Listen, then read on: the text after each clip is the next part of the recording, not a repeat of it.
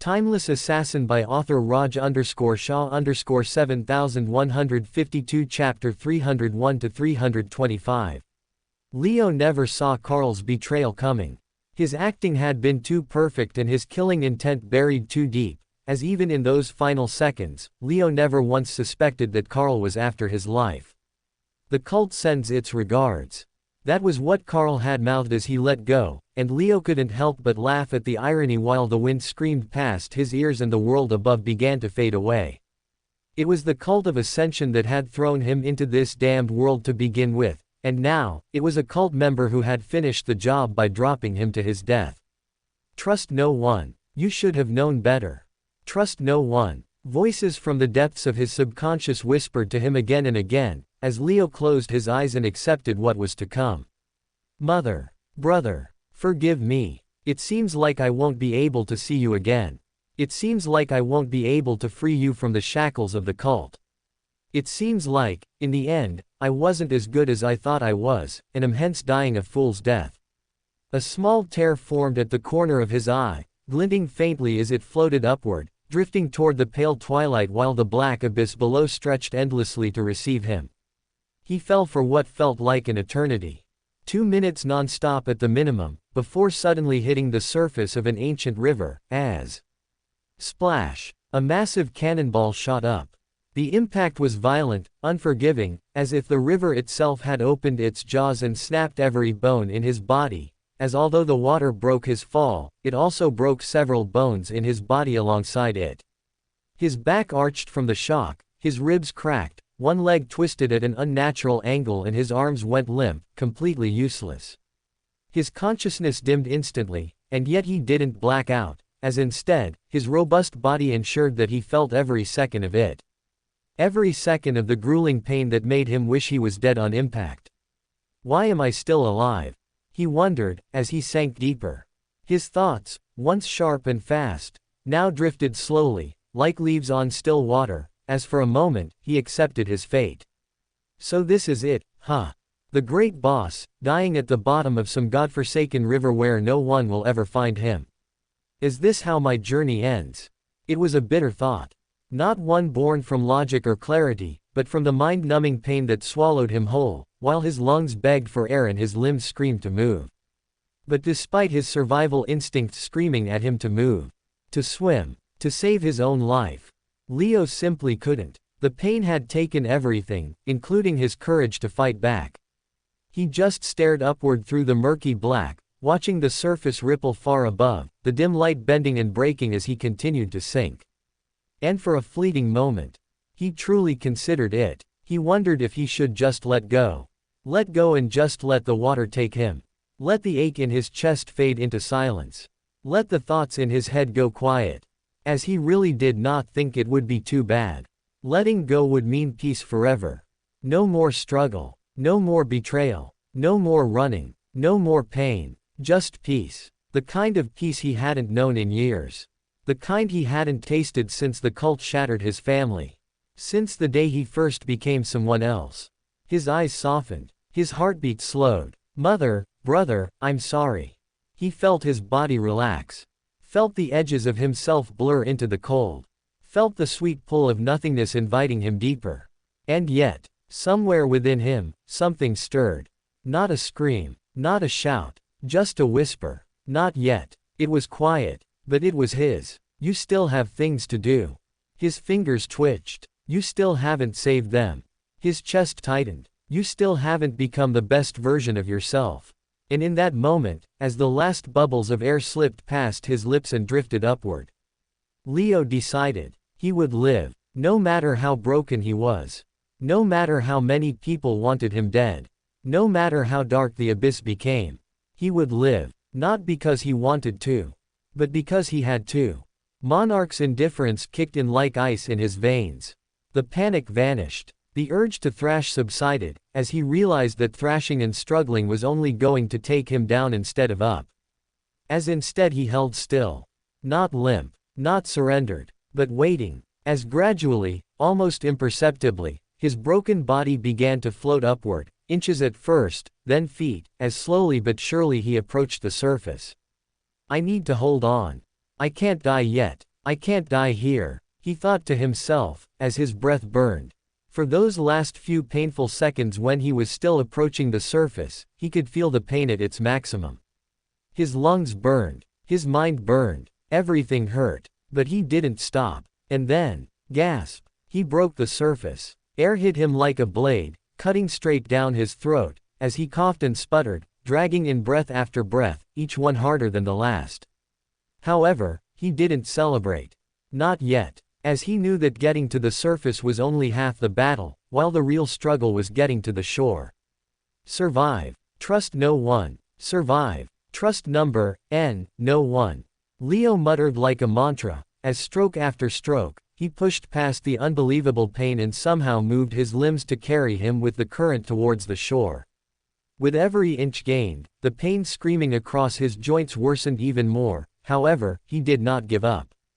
Deciding firmly that he wanted to live, he kept moving, kept trying to make it to the shore, as despite reaching a point where he was so numb in the head that he no longer felt his body at all, he still kept moving. Come on, just get to the edge. Just move. He didn't see where he was going. Didn't care. As he simply kept moving single-mindedly, until he felt a stone scrape beneath his fingertips.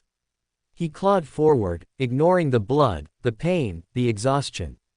And finally, his body slumped onto the dark shore, half in water, half on land, as the last of his strength gave way. Thud. He collapsed, face to the side, hands curled in dirt, eyes barely open, but alive. And that, for now, was enough, as he slowly blacked out, the pain and exhaustion finally pulling him into a deep slumber.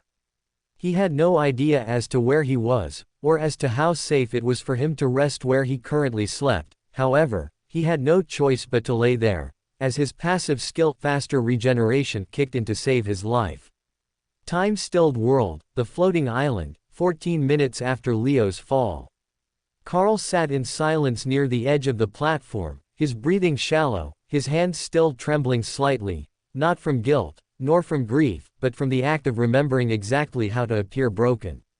The shiver in his fingers was subtle, well practiced, while the dampness in his eyes was intentional. Right now, all he needed to be was devastated. All I had to do was grab his hand, he said quietly, his voice carrying just enough pain to seem raw. His fingers were right there. I tried, he just didn't jump far enough. Raiden turned away sharply, dragging a palm across his face as he kicked a loose chunk of stone over the ledge, watching it tumble into the abyss. Fucking hell, Raiden muttered under his breath, louder with each word. We just lost Leo. Just like that. First Cypher, and now him. What the hell is going on with this goddamn world? Bob didn't say anything. He just sat upright, fists clenched tightly, his knuckles pale, his jaw grinding wordlessly as he stared at the spot Leo had jumped from. The spot where the wind still hadn't stopped howling. Carl kept his gaze down. His shoulders hunched, his fingers twitching ever so slightly, just enough to show the pain he wasn't voicing. I tried, he said again, softer now, barely above a whisper. I swear to you, I tried. We touched. I swear we touched, but I couldn't hold on. Raiden spun back toward him, his voice now sharper, his tone filled with disbelief and rising anger. Couldn't hold on. That's all you've got. We were right there, Carl. You had one job. One fucking job. Carl looked up slowly and met his eyes. There was no defiance. Only a fake pain. Do you think I don't know that?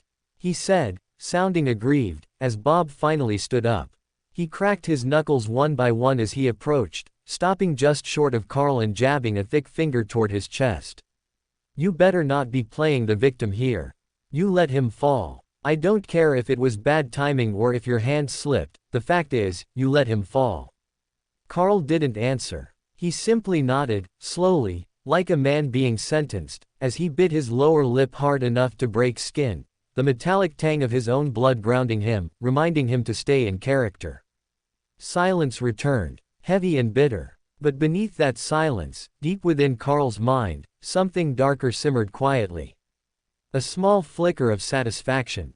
A breath of relief. Because despite Raiden and Bob's angry reactions, the two seemed to believe him. They seemed to believe that he tried his best to save Leo, but fell just short. That he was just as aggrieved about Leo's death as the two of them. Which was actually not the case at all. As the wind picked up once more and the island beneath them began its slow, swaying shift, Carl looked away from them both and turned his eyes to the drifting horizon. Not to measure the path forward for the team, but for himself. Because now that Leo, the strongest fighter amongst them, was gone. Getting rid of the other two was going to be simple as well. Meanwhile, back in the real world, planet Tithia. The first elder returned to Tithia promptly after his meeting with Soren concluded, as he needed to prepare for the upcoming emergency elders meet that he himself had called for. The moment his boots touched the stone of the landing platform, he was already issuing orders and reading reports, as there was no time to waste. Have the 12 seats polished and reoriented. The Godflame must be lit by noon sharp. And summon the record scribes. I want them to be present in tomorrow's meeting, taking notes of everything that's being spoken. His subordinates moved without delay, nodding once before vanishing into the compound's many archways, as they scrambled to carry out his instructions. Mavern continued walking, his internal thoughts, sharp and resolute, as he knew exactly what he wanted to achieve from tomorrow's elder meeting. I need the other elders to start preparing for war. I need them to acknowledge the threat we are under and begin making preparations before the enemy strikes first. And from tomorrow onward, I need to start rallying support behind Leo Skyshard as well. Although the boy is not my first choice to become the next dragon, I have no luxury of preference anymore, and must now start playing politics, securing votes and gathering backing before the fourth elder gains any more ground within the council and pushes his own candidate further. Mavern thought, as he grit his teeth and let out a slow exhale. He was still not at peace with the fact that his life's work was unraveling and being torn apart by the purge the Righteous Alliance was currently carrying out. However, after speaking with Soren, he had come to accept the fact that he couldn't afford to remain trapped in that loop of helpless despair. He was still the first elder, the leader of the Elders' Council. And that meant he needed to carry himself accordingly, with his eyes fixed firmly on the future. He couldn't allow grief to override responsibility. He couldn't abandon his duties simply because the tide had turned against him. Because his position as the first elder required him to give it his all and steer the cult towards a brighter future, no matter the crisis he found himself in. I wasn't firm enough when you pushed through the proposal of the attack on Sky God Arena. However, I will let you have a free reign over the council no more. It's been a couple decades since I have actively been involved in elder politics, but I will make it my life's mission to disband the block you have made. As no matter what, I will never let you make Vare into the next dragon. Next day, the Elders' Council emergency meeting, planet Tithia. The first elder was the first to arrive at the meeting venue. He entered the grand hall in silence, his ceremonial robes trailing behind him, as he ascended the curved stone dais and took his seat at the head of the table, overlooking the rest of the chamber. He sat without a word, hands folded, his expression neutral as the hall remained still for a moment longer, until the others began to arrive. One by one, the remaining 11 elders stepped through the arched entryway, each cloaked in ceremonial garb, their faces veiled, their hands gloved, and their body language carefully restrained, as dictated by council protocol. No identities were revealed, no names were spoken, only the faint sound of footsteps echoed through the circular chamber as each elder entered, paused briefly to acknowledge the first elder with a slow, deliberate nod, and then moved to assume their designated seat along the perimeter. By tradition, the Council of 12 operated under full concealment during all formal sessions, allowing positions and power to speak in place of personal identity, so that policy, not personality, would dictate the outcome of each debate. Then, as the final elder settled into place and the doors behind them sealed shut with a muted hum, 3 robed scribes emerged from the side passages and took their positions in the center, ready to transcribe every word spoken in the meeting from this point forward. The first elder's gaze swept across the room, pausing for just a second longer on the fourth elder's seat, before shifting forward once again. The silence was heavy, the air thick with unspoken tension. As without raising his voice, the first elder finally spoke. Let the emergency session begin. Dash dash dash dash dash dash dash dash dash dash dash dash. First elder. Why summon an emergency session when our annual meeting is scheduled barely a month from now? The second elder asked as soon as the session commenced, his tone measured but laced with concern. His question was undoubtedly legitimate, and one that was mirrored by many, as internal discussions immediately broke out when he asked it. Though none of them had dared voice it earlier, everyone had been surprised to receive the summons.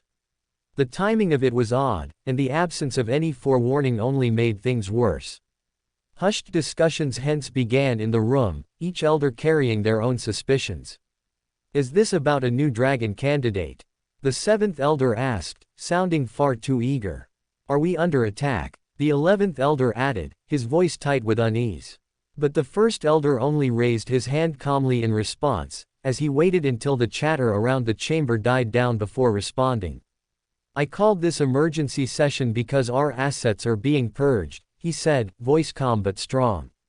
The righteous faction has begun cleansing their inner circles with brutal efficiency. Agents we've spent 60 years embedding within their ranks are being dragged into the open, stripped of all cover, and paraded through the streets like criminals. He paused. And it's not just the exposed ones being eliminated, he continued, his voice a little firmer now. Even those with the faintest trace of association to us are being sniffed out and dealt with. Our information network, the one I've spent decades building, has collapsed. Silence swept the room. The scribes barely moved. The weight of those words was not lost on anyone. I understand that the Sky God Arena incident was a resounding success, the first elder went on. It served its purpose. It boosted morale, made a statement, reminded the universe that we are still a force to be feared. But the backlash from that event has only just begun. He exhaled slowly. I've dealt with the righteous faction for over 70 years. And I know this much, that the purge is just the start of their retaliation. They will not stop at just dismantling our information networks and will only be happy after they've had a massive war that ends with massive territorial losses for us. He looked around the room slowly. To appease their masses, to display strength, they'll shift the narrative. They'll frame us as the root cause of instability in the universe and begin a coordinated campaign to destroy the cult entirely, starting with the border planets. He leaned forward slightly. That is why I called this meeting, he said. Because I need every single one of you to begin building your own secondary information networks, so that we are forewarned before they strike. And so that all of you can better prepare for a frontal war that I know is coming for sure, the first elder concluded as a heavy silence took over the room. Nobody spoke for a few seconds, until the third elder broke the silence. A frontal war, he repeated cautiously, his voice low and uncertain, as though saying the words aloud made them all the more real. Are we truly at the point where we must start preparing for a full-scale conflict? More murmurs followed, rippling down the line. If what the first elder says is true, then the righteous faction has already declared war in all but name, said the eighth elder. Their methods may be covert now, but they'll escalate.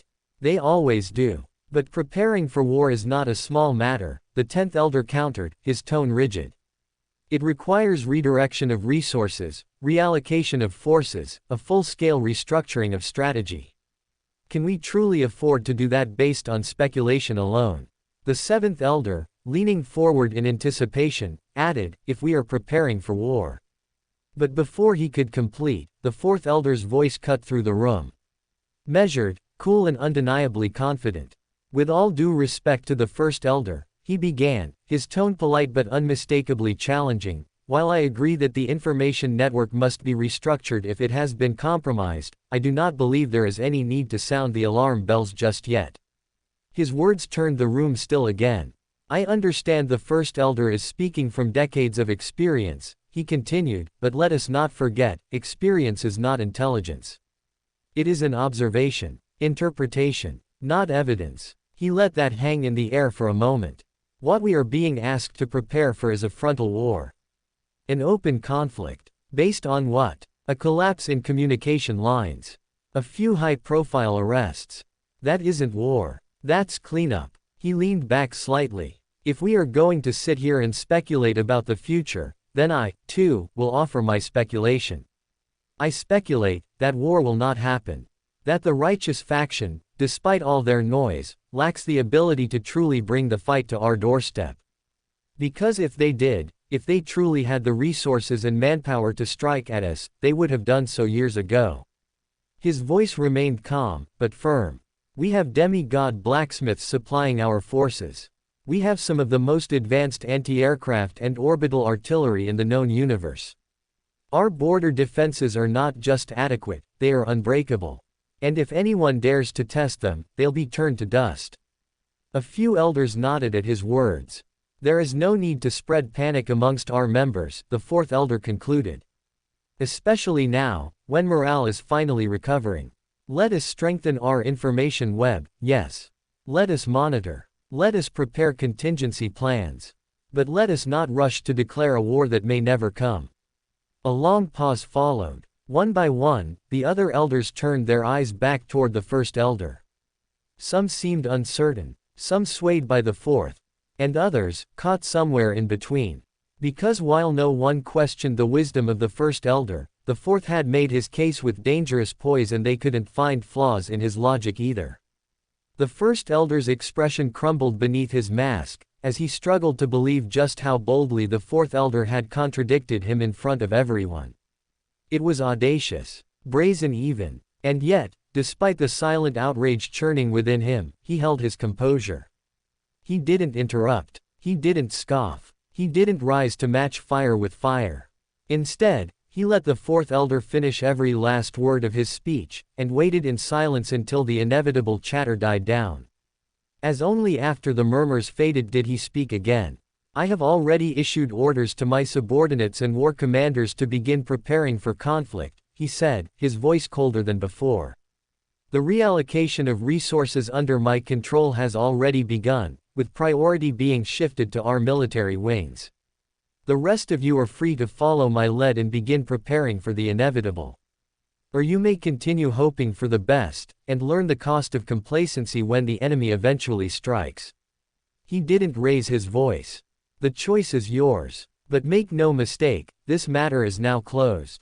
I have issued my warning, and each of you is mature enough to understand the implications of ignoring it, so it's pointless to hold more discussion or debate on it. He paused, adjusting slightly in his seat. But since we are all here already, I will be bringing up one more topic to discuss today. His voice shifted ever so slightly, still calm, but more deliberate. Yesterday, I visited Ixtal, and shared tea with Lord Soren himself. A visible shift rippled through the room. He instructed me, directly, that it is time to begin focusing on the cultivation of the next dragon. He leaned back slightly. I wasn't planning to raise this matter today, but since we have convened already, let us address it now. The first elder said, as his words caused another stir to pass in the room. How was Lord Soren? Is he well? How did he look? You met Lord Soren. I thought we were not allowed to meet Lord Soren unless there were emergencies. The Lord wants us to raise a new dragon. But why suddenly? Wasn't our policy to not raise one after Noah? The elders shouted over one another, as the atmosphere in the conference hall turned into that of a fish market. All hell broke loose and everyone wanted to get their question answered first, until the 12th and youngest elder shouted over everyone. Elders, calm down. I'm sure we can be civil and get our points across without shouting, he said, as his words caused quite a few of the elders to feel embarrassed about their lack of composure. Thank you, 12th elder. The first elder began, as he continued speaking. Lord Soren is in good health and good spirits. He has assured me that there's nothing to worry about with regards to his strength and that he's more than capable of fighting a war. However, with all that said, he's still hoping that the next dragon is groomed quickly, so let's talk about that now, he said, as he signaled back towards the 12th elder. Currently, the 12th elder is grooming a dragon candidate in the shadows, and if he so pleases, he can address the council today regarding this individual, the first elder suggested, as knowing how it wasn't his place to introduce the kid, he passed on that privilege to the 12th elder. I'm not sure if I'm ready to introduce him yet to the council, first elder. With all due respect to the council, I'm still not confident that everyone here will share my vision and let me groom him how I want if I introduce him here today, the 12th elder said, as he politely declined the first elder's offer, which left the first elder red-faced and embarrassed. The refusal had stung. He had offered the 12th elder a spotlight, an opportunity to step forward and earn the council's recognition, only to be declined in full view of everyone. The silence that followed was heavy, almost awkward, until the 11th elder cleared his throat and turned toward the younger voice. 12th elder, you forget yourself. That was not a casual invitation from a peer. That was the first elder's recognition. You would do well to remember your place and offer more than polite excuses when called upon. I meant no disrespect, the 12th elder replied, his tone measured. But if I feel my candidate isn't ready to be placed under council scrutiny, then I believe it would be more irresponsible to parade him now, only to risk politicizing his growth. Before the tension could escalate any further, the 4th elder's voice cut in smoothly, the confidence in his tone commanding attention at once. If that is the case, he said, then perhaps it is time I presented my candidate. The room turned toward him. He didn't rush. He let the moment sit, let the weight of his words draw in full attention before continuing. His name is Aegon Vare. A child I have been quietly grooming for the last 7 years. He is not known to the cult's broader archives, but a few in this council are already aware of his true progression. His voice sharpened with pride. 3 years ago, he was a mere Grand Master, talented but raw. Today, he stands on the verge of transcending into the next realm. And he did it without the backing of the cult through sheer skill and hard work alone. A flicker of disbelief passed through the room. The 4th elder noticed. I know it's hard to believe, he continued, but I've witnessed it myself. His control over elemental harmony, his compatibility with soul spells, and his combat adaptability in irregular environments, it surpasses what even Noah showed at the same age. That drew murmurs. To compare someone to Noah, the previous and best dragon the cult had ever seen, was no small matter. The first elder shifted slightly in his seat, visibly displeased, but he didn't interrupt. I had originally intended to introduce Vare only after he broke through to the transcendent realm, the 4th elder admitted. But now that Lord Sorin himself has spoken and called for the next dragon's grooming to begin in earnest, I no longer see reason to wait. He paused. And I'm not just putting his name forward as a candidate. I am endorsing him, fully. If this council must raise a dragon, then I strongly believe that Aegon Vare should be the one. A sharp silence followed his words. It wasn't the silence of confusion. It was the silence of consideration. Because while many did not like the 4th elder's arrogance, his conviction was difficult to ignore. I also back Aegon Vare to become the next dragon. That kid is special and I have seen him fight with my own eyes. He's young, not even 25 yet, and can easily beat any Grandmaster tier fighter matched up against him, even if it's this year's circuit champion Leo Whateverboy himself, the 2nd elder added, as his recognition of Vare's talents gave even more credibility to the 4th elder's story. The 12th elder really did not wish to reveal Leo to the council today, as deep down, he still harbored the suspicion that Noah's death hadn't been an accident and that it was in fact orchestrated by one of the elders present in this room. And yet, despite his resolve to stay silent, something about the 4th elder's words struck a nerve inside him. For the 4th elder to claim that Aegon Vare might be a better talent than Noah. That wasn't just a stretch. It was borderline blasphemy. Noah had already stepped into the transcendent realm before turning 25, and was knocking on the door of the monarch realm by the time he hit 33. That made him not only the most gifted dragon the cult had ever seen, but the only one in history who might have reached the monarch realm before the age of 35. When the next closest to ever do it had only done so at 55. And while the 12th elder prided himself on being a rational man, if there was one thing he could never tolerate, it was disrespect towards Noah. Because unlike the rest of the room, who admired Noah as a legend or a symbol, he had known him as a brother. Not by blood, but by battle. He had stood beside Noah on the front lines. Had bled with him, fought beside him, laughed and nearly died with him. And he had been there the day Noah fell. So no matter how calm he appeared from the outside, the moment Aegon Ver's name was placed above nose, something inside him quietly snapped. And so, despite every instinct telling him to wait, despite the carefully laid plans he had made to keep Leo in the shadows just a little longer, he spoke. "It's interesting you mention Leo, whatever, second elder," he said suddenly, his tone sharper than before, as it cut through the chamber with force.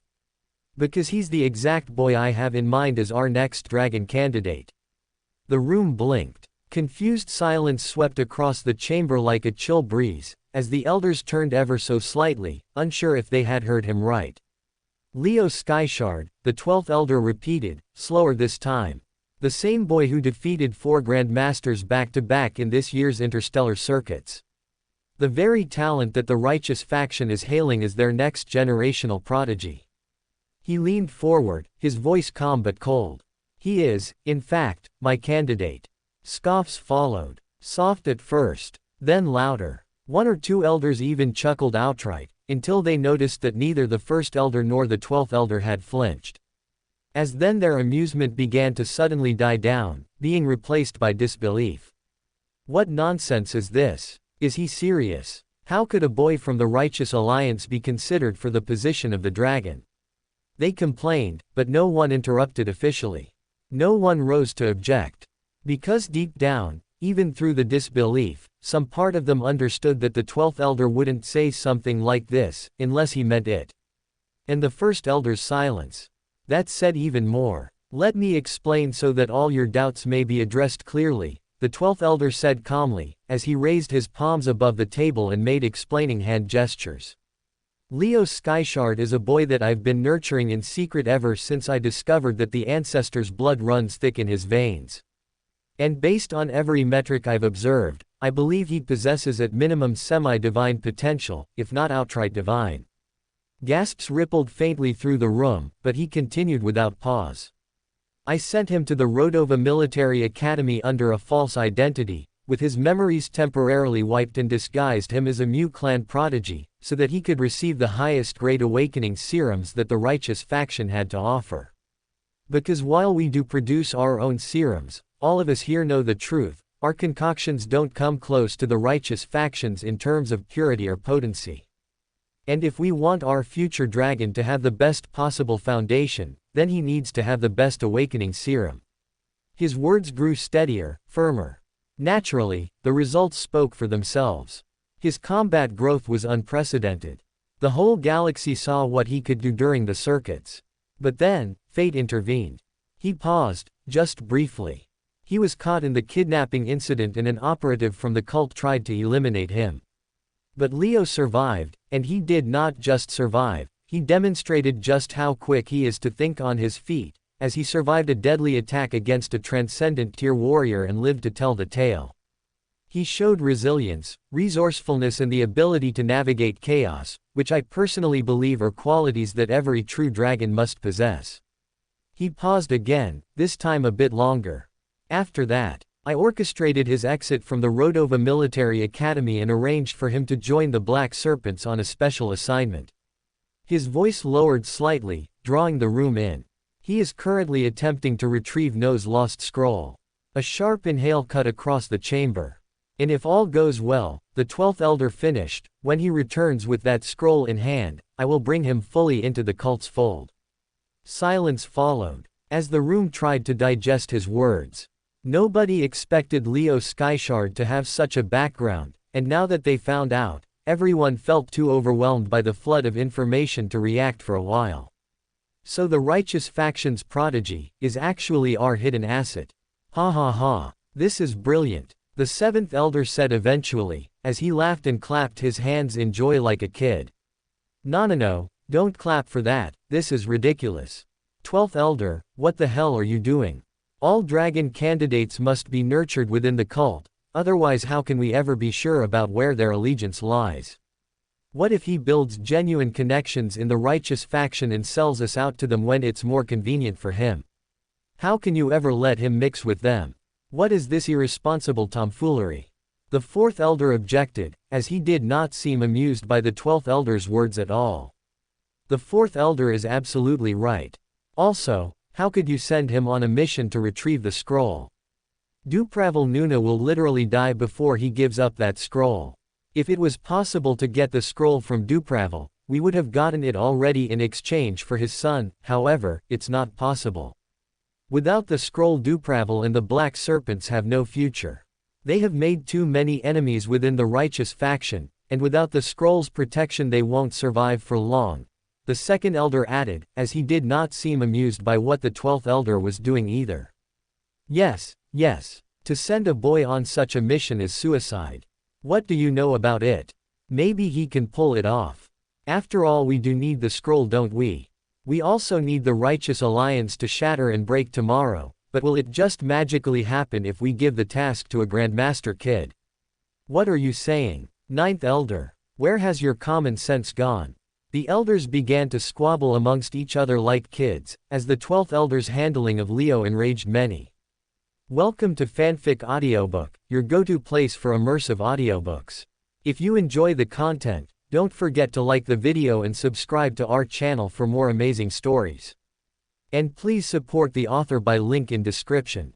For a while, the entire council chamber remained engulfed in noise, as elders bickered and interrupted one another without pause, their voices rising and falling in overlapping waves, each man more adamant than the last, as the room split clean down the middle over Leo Skyshard's candidacy as the next dragon.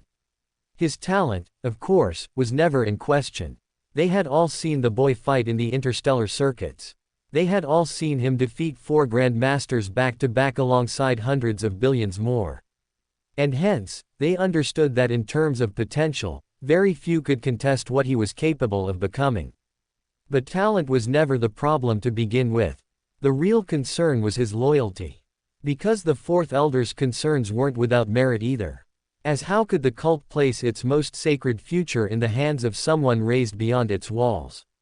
Someone not nurtured within its codes, its values, its ways. Someone who'd grown up breathing the enemy's air, drinking their potions, and training under their banner. How could such a person ever be trusted? And yet, the counter-argument couldn't be dismissed either. Because when it came to foundation building, the Righteous Alliance simply did it better. Their awakening serums were purer. Their academies were more advanced. And their resources, whether spiritual, educational, or infrastructural, far outclassed anything the cult could offer its rookies. Sending Leo to Rodova, in that light, wasn't betrayal. It was strategy. It was foresight. And yet, in the end, none of that mattered. Because no matter how logically the 12th Elder had planned Leo's path, no matter how reasonable his arguments behind sending him to Rodova were, there was still one question he couldn't answer. Which was, when the time came, when the stakes were highest and the world demanded a choice, would Leo Skyshard raise his blade for the cult? Or would he aim it at them? I'm telling you, such a candidate cannot be trusted. The 12th Elder in his inexperience has ruined a great seed. It's a shame that we could not groom Leo Skyshard from the ground up. But I say it's too late to start now, the 4th Elder said while slamming his palm on the conference table, as he forcefully gathered everyone's attention towards himself. I will die before I let an outsider become the next dragon, you all can count on that. He concluded, as he delivered this last line with incredible passion, trying to rile up the room. However, while he expected the sentence to have a resounding emotional impact, it was countered immediately by the 3rd Elder, who was not pleased by the 4th's hardline stance at all. If the boy returns with the scroll, then I will personally make him dragon. And if it has to be over your dead body, then I will carve you in half to make it happen. Without the scroll, no future dragon can become the next timeless assassin anyways. And hence, whoever is able to retrieve it, should get the right to become the next dragon. The 3rd Elder said, as his words caused many to nod in agreement. The 4th Elder frowned under his mask, as he was not happy with how his passionate statement was immediately countered. However, he doubled down on it and said, "Very well, if a Grandmaster-level warrior is really able to bring back the scroll, then I will support him. But if not, then his candidacy cannot be accepted under any other circumstances." There was a pause after that. A rare and fleeting pause. One of those that didn't feel empty, but rather heavy. As the fourth elder's final line hung in the air, thick with challenge, thick with pride. And yet, this time, it wasn't met with outrage. It was met with quiet calculation. Because at that moment, even the most skeptical voices in the room were forced to acknowledge the unspoken truth, that if Leo Skyshard really did manage to return with no scroll, then he wasn't just some promising warrior from the other side, but rather a cult legend in the making. And so, finally, the first elder leaned forward. Not to scold, not to praise, but to settle this debate for now, as he said, in that case, let us not waste more breath debating what none of us can prove tonight. He looked around the chamber, eyes sharp even behind the veil. The council will issue a conditional ruling. He paused. Leo Skyshard shall be accepted as the next dragon. The chamber stiffened. Only if he returns to us with no scroll within the next 12 months. And if he fails, he continued, eyes briefly shifting toward the fourth elder. Then Aegon Vare will be crowned in his place, as long as he does break through to the transcendent realm within the same timeline. The room stilled again. No one moved. No one objected. Because the proposal, as impossible as it might have sounded at first, felt fair. It was a test, a proving ground, and it gave both candidates a chance to earn the title, not through politics or any underhanded tactics, but through merit and action. I accept, the 12th elder said, as he bowed his head slightly. As do I, the 4th elder replied after a beat, though his tone was cold, restrained, and tight around the edges. The 1st elder leaned back. Then it's settled, and we can conclude the meeting here today for now, he said, as he stood from his chair, prompting the others to follow in silence. The scribes nodded enthusiastically towards one another from the center of the chamber, their quills scratching furiously as they recorded the outcome of today's meeting, their record books noting everything that had been spoken, so that no one could refute the records later. The conditions for the next dragon to be chosen had been set, and 12 months later, either Aegon Vare or Leo Skyshard was sure to be crowned as the next dragon of the Cult of Ascension.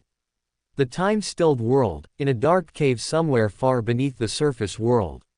Leo had absolutely no idea how many days he'd been out cold, or how the hell he was still breathing, still alive. All he knew was that when consciousness finally did return to him, it didn't come all at once. It came in flickers, in fragments.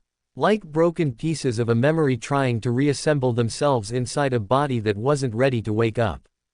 As the first thing he felt wasn't pain, but rather the odd texture of straw beneath his fingers. Dry, prickly, foreign. Then the pain came crashing in. Like a goddamn landslide. A dull, thudding ache tore through his ribs.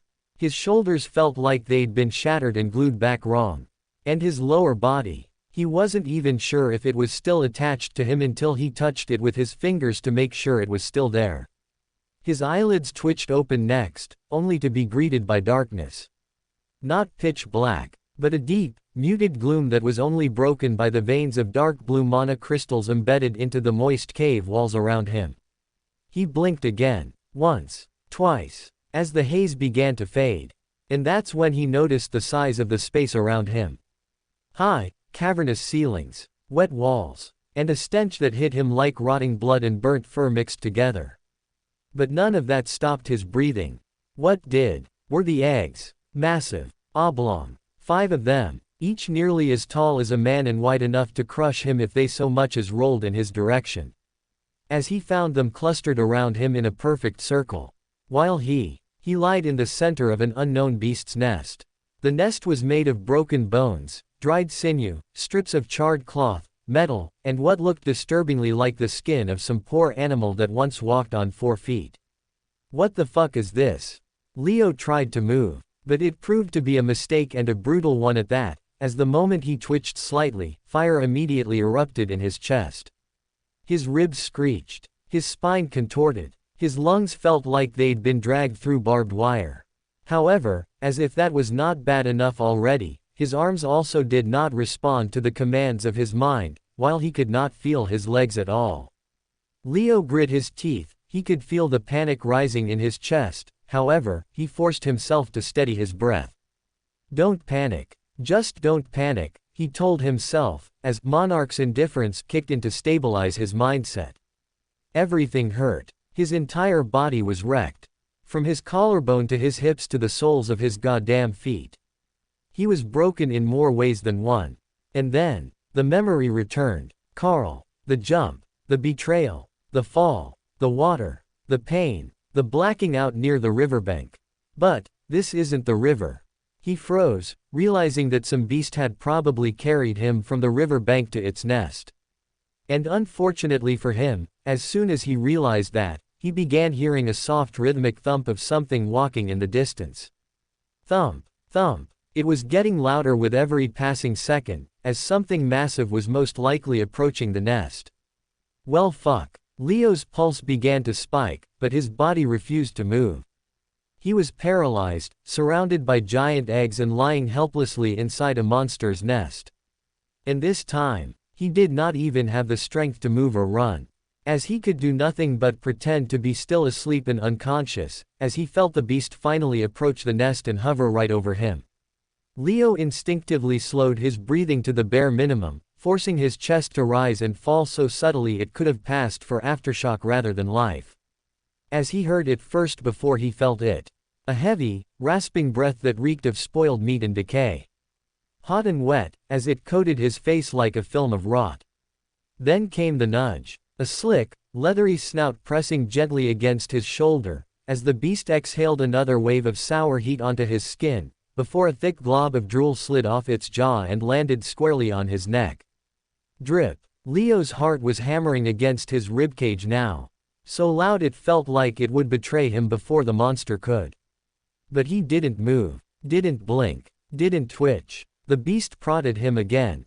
Sniffing, testing, dragging its nose up from his chest to his face, as Leo felt another warm strand of saliva trail down the side of his cheek and into his ear canal. He nearly gagged, but suppressed it just in time.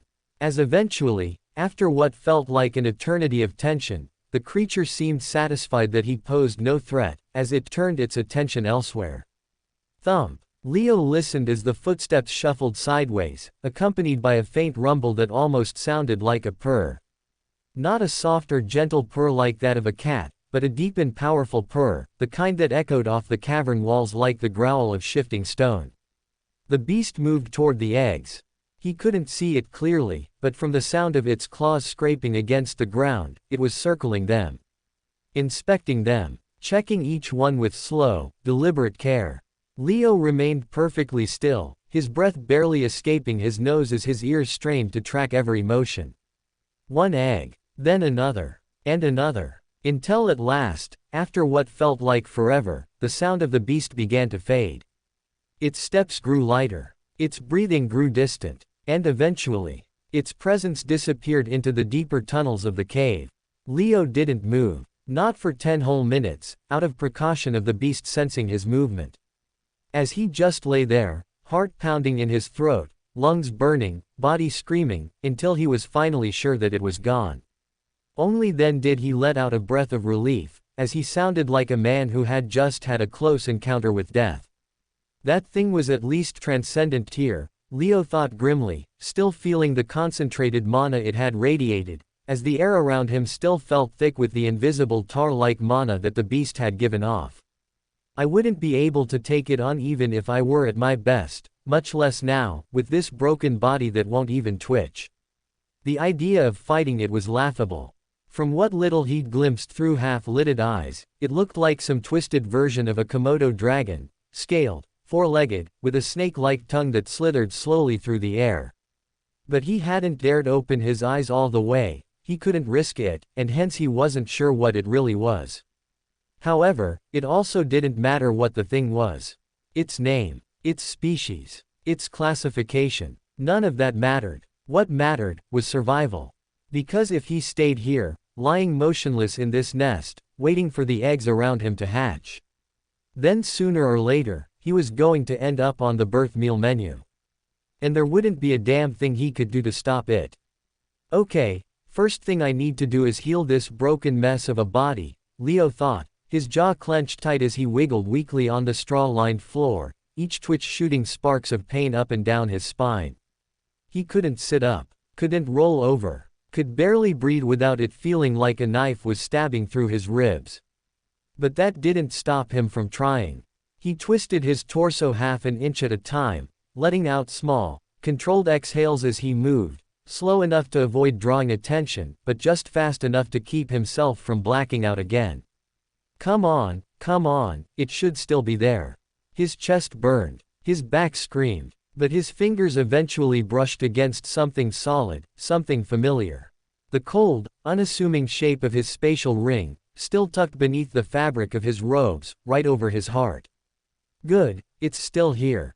Thank the stars. He didn't allow himself a smile.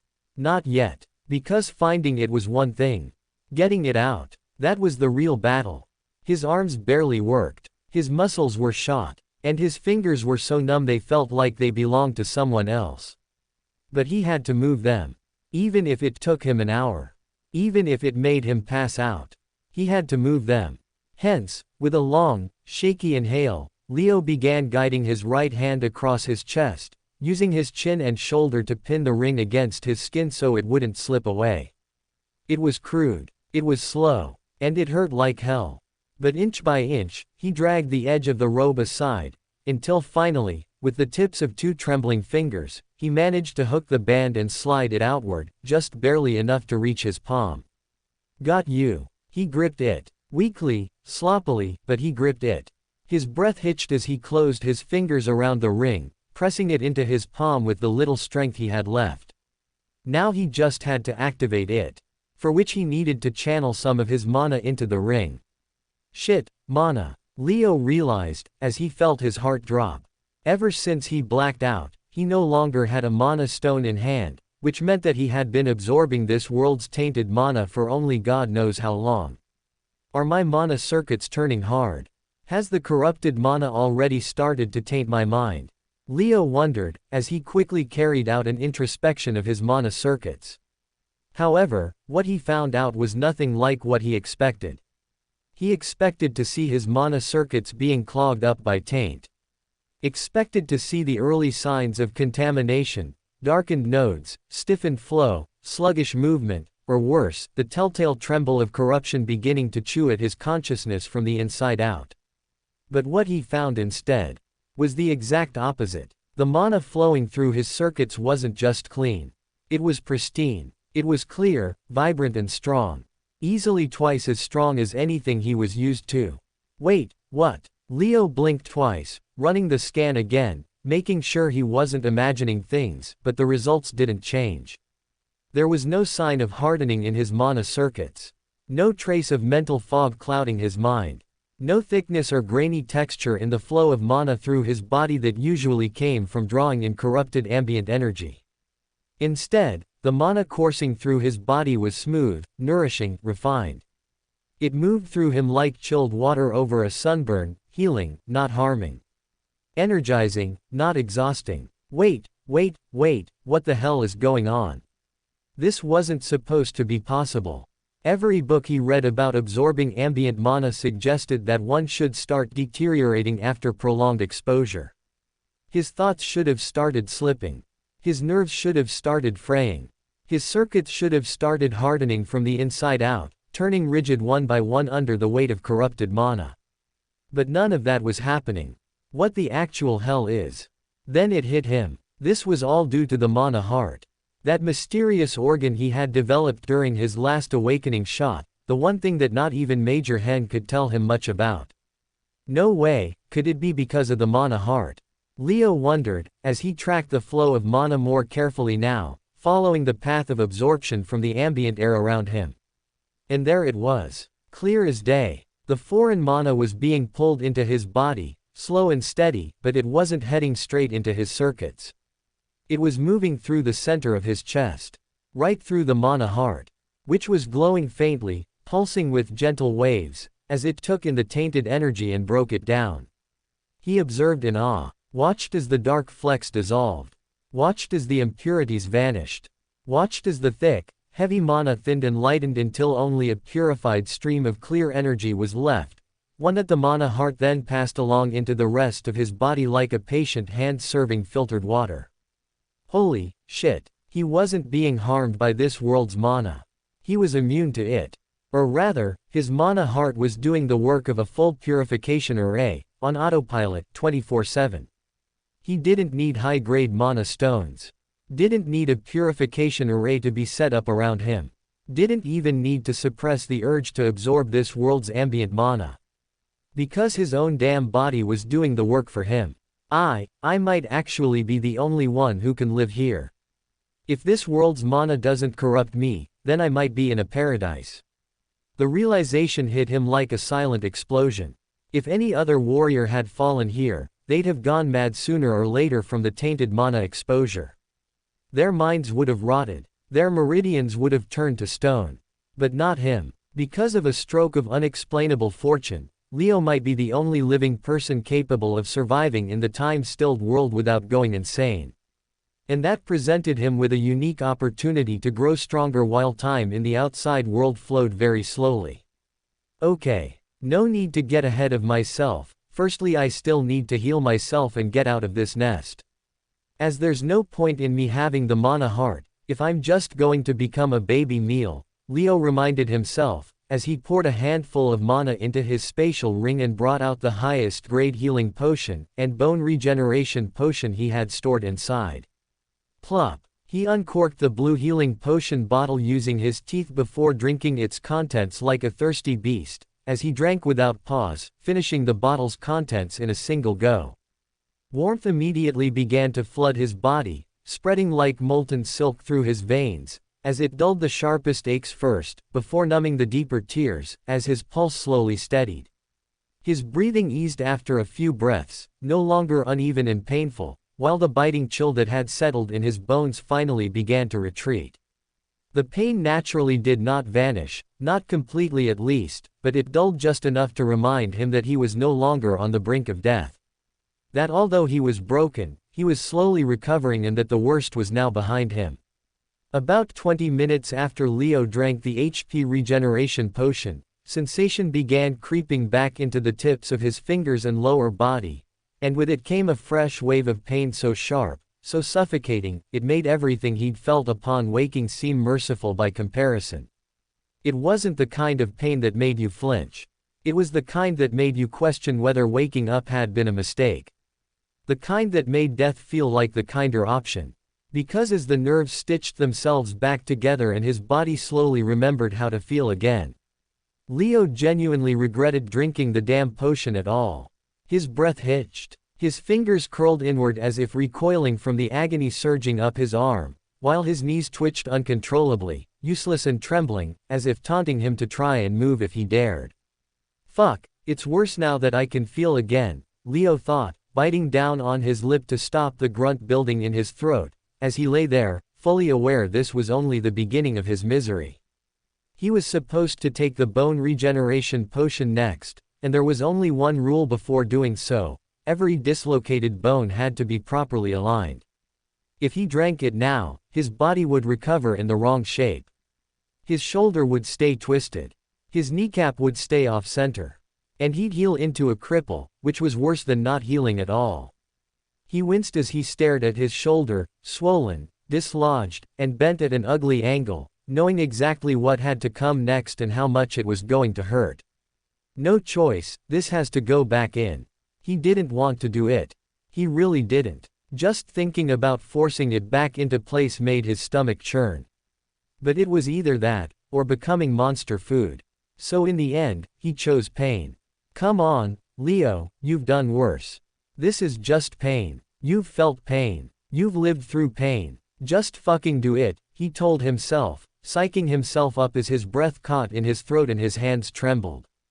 And then, he shoved.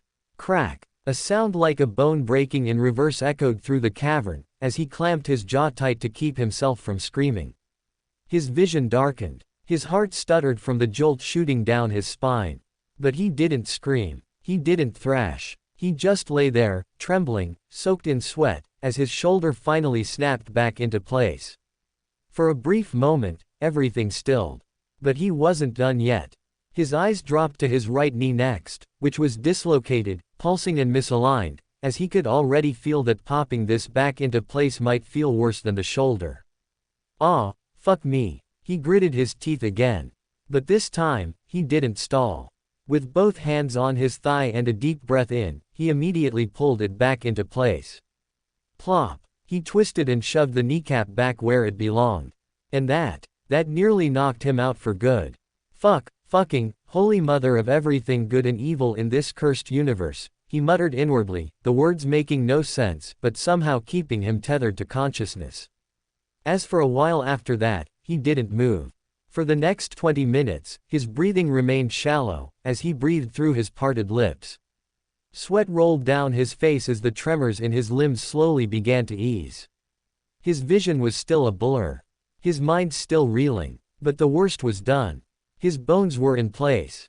And the time to drink the potion had finally come.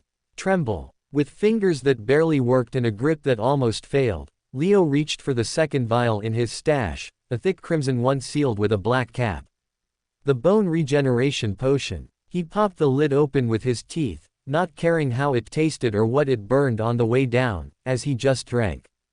Drank like a starving man clawing for air, with the liquid sliding down his throat like fire-coated oil, thick, bitter, metallic, making his tongue curl and his gut twist. Then, after just a few seconds, boom, a low throb echoed inside his bones.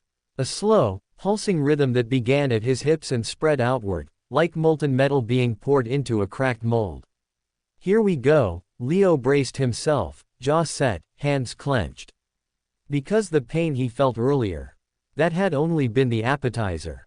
While the main course had just begun.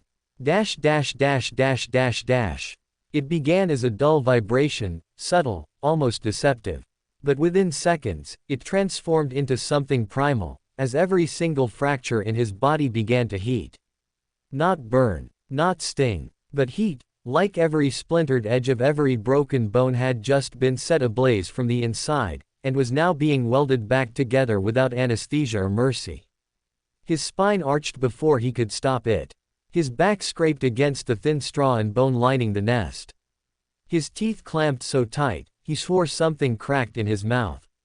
Breathe. Just fucking breathe. But breath wouldn't come. The pain was relentless. Unyielding. It wasn't sharp anymore. It was deep. It crawled into the marrow. It pulsed with every heartbeat. And it didn't stop. It didn't stop. Minutes stretched into eternities. Every heartbeat felt like a hammer. Every inhale, a curse. He couldn't tell if he was shaking or if the world itself was trembling with him, but all he could do was hold on. To his consciousness. To his sanity. To the last sliver of pride he had left. He didn't scream. He didn't cry. But his vision blurred. His lips bled. And his entire body tensed like a drawn bow, as he endured the longest 10 minutes of his life. Until, suddenly, the pain plateaued, then dulled, then eased. Not completely, not comfortably, but enough. Enough to let him breathe again without wincing. Enough to unclench his fists. Enough to know that it was working. He wasn't healed yet, not even close. But the bones were knitting. The process had begun, and for now that was enough. Still conscious, Leo thought, closing his eyes as his head fell back into the straw. Still fighting, as somewhere, buried beneath the pain, he almost smiled. Time-stilled world, unknown underground cave, 6 hours later. 6 agonizing hours crawled by, each one slower than the last, as Leo lay motionless in the nest, counting every minute through the dull, pulsing throb of his half-healed body. The darkness around him remained unchanged, the cold straw beneath him offering no comfort, as nothing in his surroundings shifted in the slightest. No flicker of light, no change in temperature, no sound to suggest that even a second had passed at all. And yet, somewhere in that hollow stretch of time, the pain dulled just enough for his thoughts to sharpen again, as his clarity returned piece by piece, and with it came the realization that he needed to understand exactly where he was, if he had any hope of surviving, let alone escaping. But he didn't rush. He didn't even flinch at first, knowing full well that a single misstep could snap his fragile state and plunge him straight back into unconsciousness. So he waited, patiently, until the pounding behind his eyes softened, until his thoughts no longer splintered when they formed, and only then did he begin testing each limb in silence. He tested his fingers first, then toes, then knees, gauging carefully what the healing potion had mended, and more importantly, what it hadn't. And thankfully, by the time he began checking, his fingers responded, his toes twitched, and his spine no longer felt cracked in 6 places. It wasn't perfect. Far from it. But it was enough to crawl. And so, with a slow, deliberate roll to his side, Leo braced himself and began dragging his body toward the edge of the nest. Keeping low, keeping quiet, careful not to disturb the monstrous eggs looming beside him, as he inched across cracked straw and broken fragments of bone. Each movement he made ground against his will like steel against stone. Each inch he earned came through clenched teeth and half-swallowed curses. But eventually, he made it. He reached the edge of the nest, just high enough to lift his head and see beyond the mound of scattered remains. As at last, he saw the cavern surrounding him for what it truly was. Dash dash dash dash dash dash dash dash dash dash. As he looked around, Leo realized that he was in a giant cave that stretched outward in all directions, with blue mana crystals embedded unevenly across the wet walls, as the blue crystals were the only thing providing the cave with a dull glow. He wasn't atop some elevated perch or towering ledge. He was only about 10 meters above the main cavern floor, nestled in a crevice along the edge wall, with 8 different tunnel mouths gaping before him. Each tunnel mouth was carved with unique textures, each one promising its own brand of danger. Some sloped downward into shadow. Some curved sharply out of sight, while some narrowed like the throat of a beast waiting to swallow anything that entered, as Leo couldn't make his mind on which one to enter through just a distant glance. Next he scanned the floor, as scattered across the cave were piles of shattered bones and massive claw marks, that seemed to originate from 2 tunnels in particular. Faint blood trails were visible beside the claw marks, suggesting that something had been dragged screaming and dying through them. The air inside the cave was still, there was no wind flow whatsoever, and there was no sound within the cave either, as the loudest noise he could hear inside was the faint rustling of his own breath. The cave felt almost too quiet to be natural. The kind of quiet that only existed in places where predators hunted, or slept. And Leo, though not yet ready to run or even rise fully, understood one thing with absolute certainty. That it wasn't getting out of this nest that was going to be the hard part. The hard part was what came after. Surviving the maze beyond, navigating blind, avoiding things that saw far better in the dark than he did. And somehow, finding a way back to the surface without becoming another smear in the dirt. I'm not strong enough yet to get on my feet and explore the tunnels, so for now my best choice is to rest and let my body recover a bit more. But if the eggs start cracking or I hear that giant beast returning from a distance, I'll bail out of here immediately, Leo thought to himself, as he let out a deep sigh, and sat back down with his back against the nest's edge, as he brought out yet another high-grade healing potion from his spatial ring. Asterisk asterisk asterisk asterisk asterisk asterisk asterisk asterisk asterisk. Meanwhile on the surface, Raiden, Carl and Bob continued making their way through the floating islands, as they neared the completion of their journey, with less than 5 jumps left before they crossed over to the other side. However, it was here that Carl decided to strike again, with Raiden as his next target. It happened fast. Too fast for anyone to stop it. As while Raiden stood near the edge, trying to calculate the timing of the next jump, and Bob slept, trying to catch some rest, Carl decided to get rid of Raiden at once. Kick. He kicked Raiden with all his transcendent level strength, and sent him flying off the floating island's edge, in a shock move that Raiden never saw coming. Wah! Carl! Raiden's scream tore through the stillness like a siren, echoing across the misty void as he flailed in the air, arms grasping for anything, legs kicking, terror twisting his voice into something primal. No! Carl, you piece of. But gravity didn't care. And neither did Carl. He stood there at the edge, watching the figure vanish into the pale fog, until even the echoes of Raiden's scream faded into silence. By the time Bob woke up, feeling confused by the sudden noise. It was already over. Where's Raiden? Bob demanded, eyes wide, as he scanned the ledge with panic in his voice. However, Carl didn't flinch. He just let out a long, slow breath, feigning weariness, before lying through his teeth. He jumped, Carl said, as Bob blinked in disbelief. What? Bob demanded, as if not buying this story, as Carl boldly doubled down. I tried to stop him. But he just walked off. Like he'd given up. Said he couldn't take the gloom of this world anymore. Alas, he wasn't strong enough to survive here. Carl said, his voice cracking with pain, as he tried his best to sell the story. However, Bob didn't bite. Drawing his weapon instead, Bob pointed it towards Carl in weariness, as he said, I'm sure I heard him calling your name at the end. What did you do? As a slow evil smile spread on Carl's face. Time-stilled world, surface level, on one of the floating islands. I'm sure I heard him calling your name at the end, Bob muttered, his brow furrowed as he stared at the empty edge where Raiden had vanished. What did you do? Carl didn't answer at first.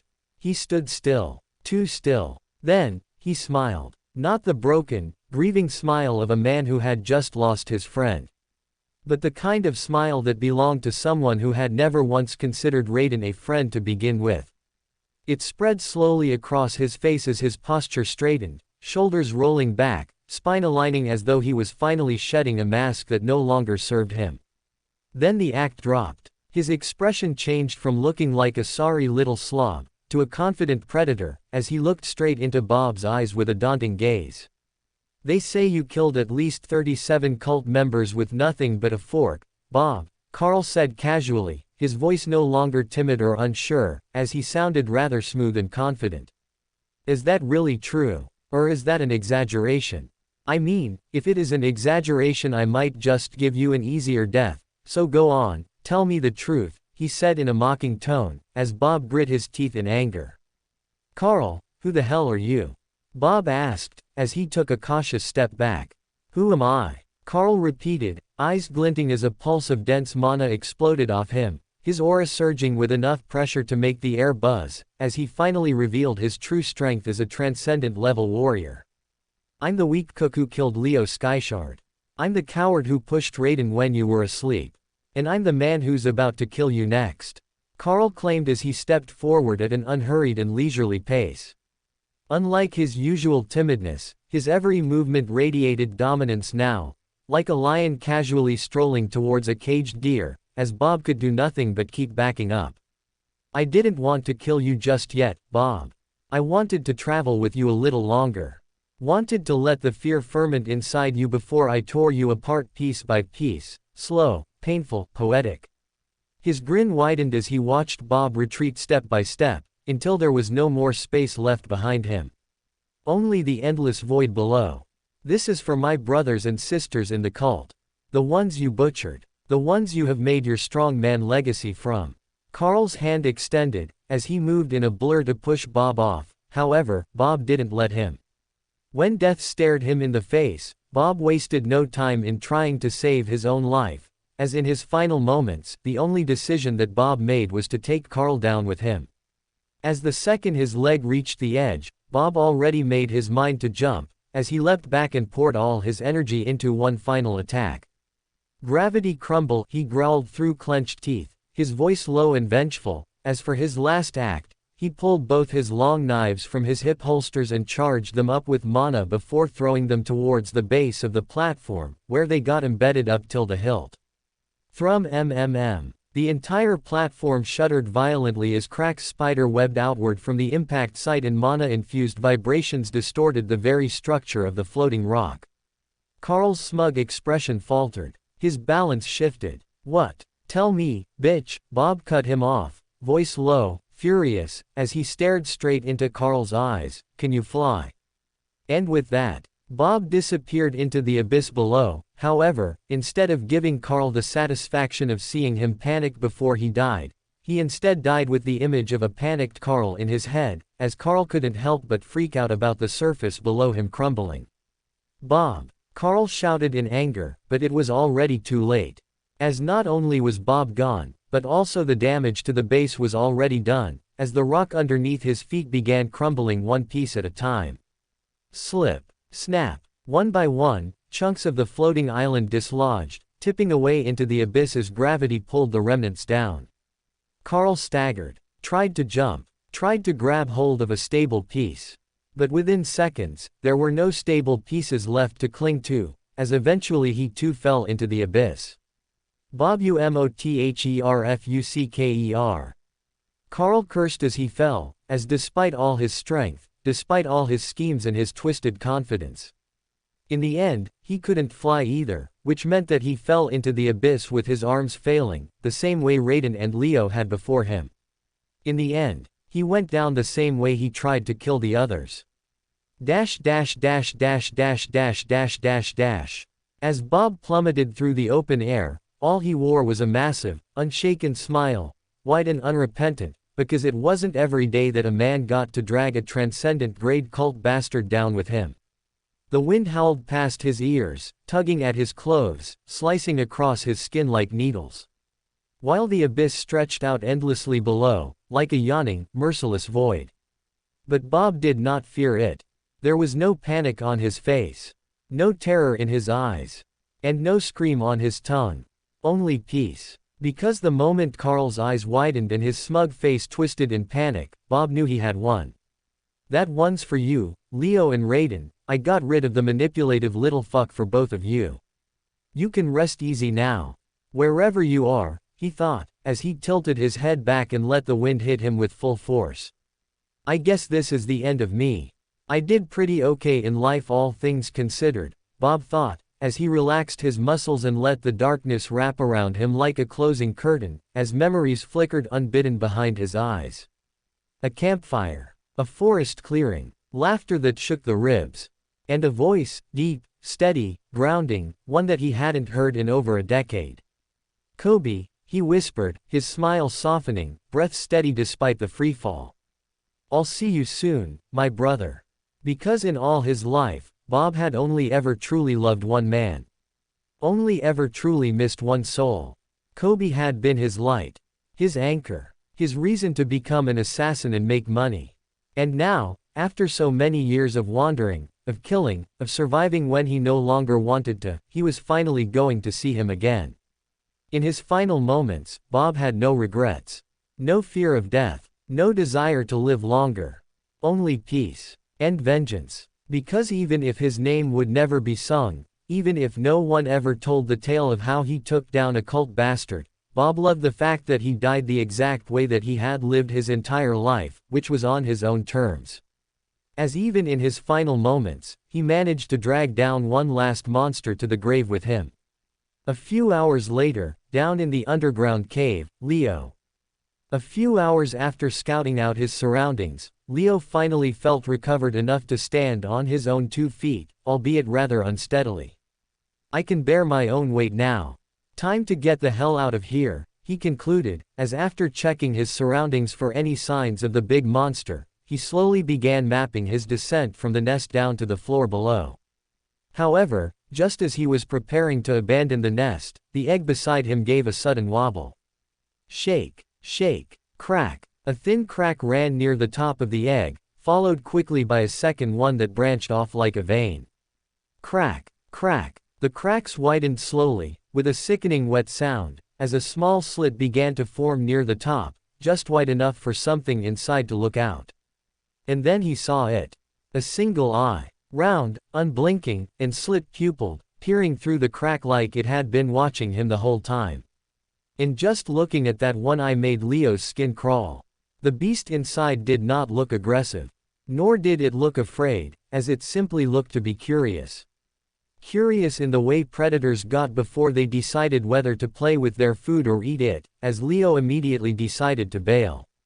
Ah, hell nah. I am not sticking around for baby birth, Leo thought, as his survival instincts to run screamed louder than any pain he'd endured so far.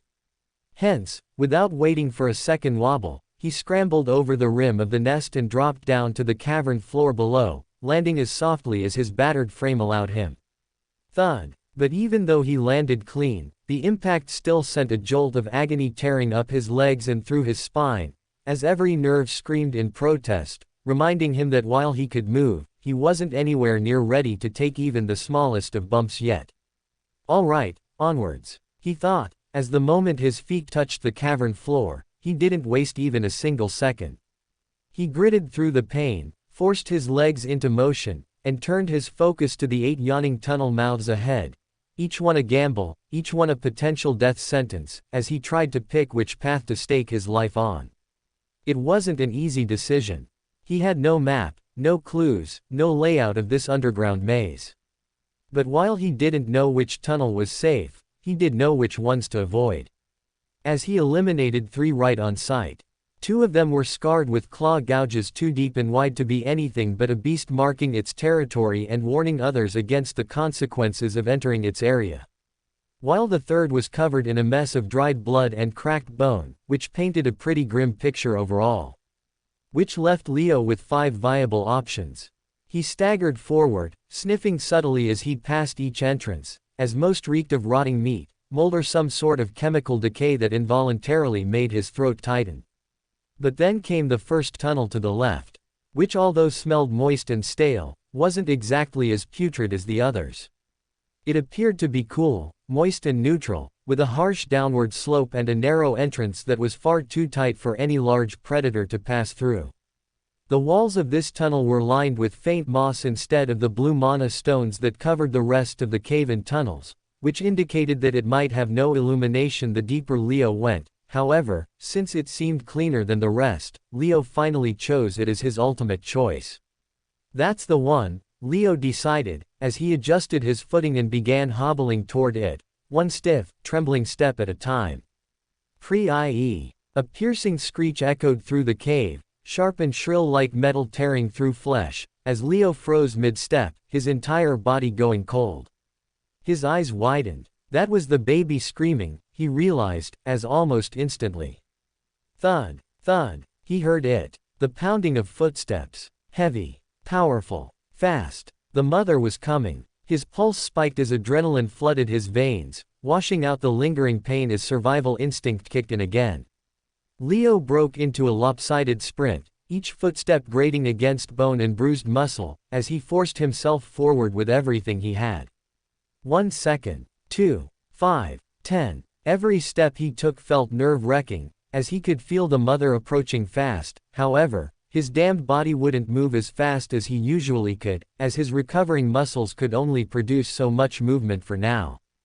Crash! He was almost at the tunnel's mouth, so close he could see the slope angling downward into shadow, when he heard it. Stone split apart behind him as the transcendent tier beast burst out of one of the tunnels near him, its hulking form dragging its body forward with terrifying speed as its slit-pupilled eyes locked onto him with predatory clarity. Leo didn't speak at first, but as he saw the beast's head lowering, and its tongue flicking out toward him. "Oh," he muttered, and without another thought, he leapt forward, diving into the tunnel and skidding down the slope. He twisted his body mid-slide, glancing back over his shoulder just in time to see the beast's monstrous head jam into the tunnel entrance, jaws snapping wildly, tongue darting forward like a whip, just inches short of reaching him. Too late. "Mama, ain't no baby feed for your kids today," Leo taunted as he slid out of reach, the tunnel narrowing around him as he was swallowed into complete darkness. Ruah-aarr. He could hear the furious roar of a powerful beast behind him. However, with the tunnel being too narrow for the beast to follow, it couldn't chase Leo inside. Still, Leo didn't smile. Didn't breathe easy. Because while he was out of reach for the beast for now, he never knew what sort of a new problem he would slide right into. Time-stilled world, underground cave system, Leo's POV.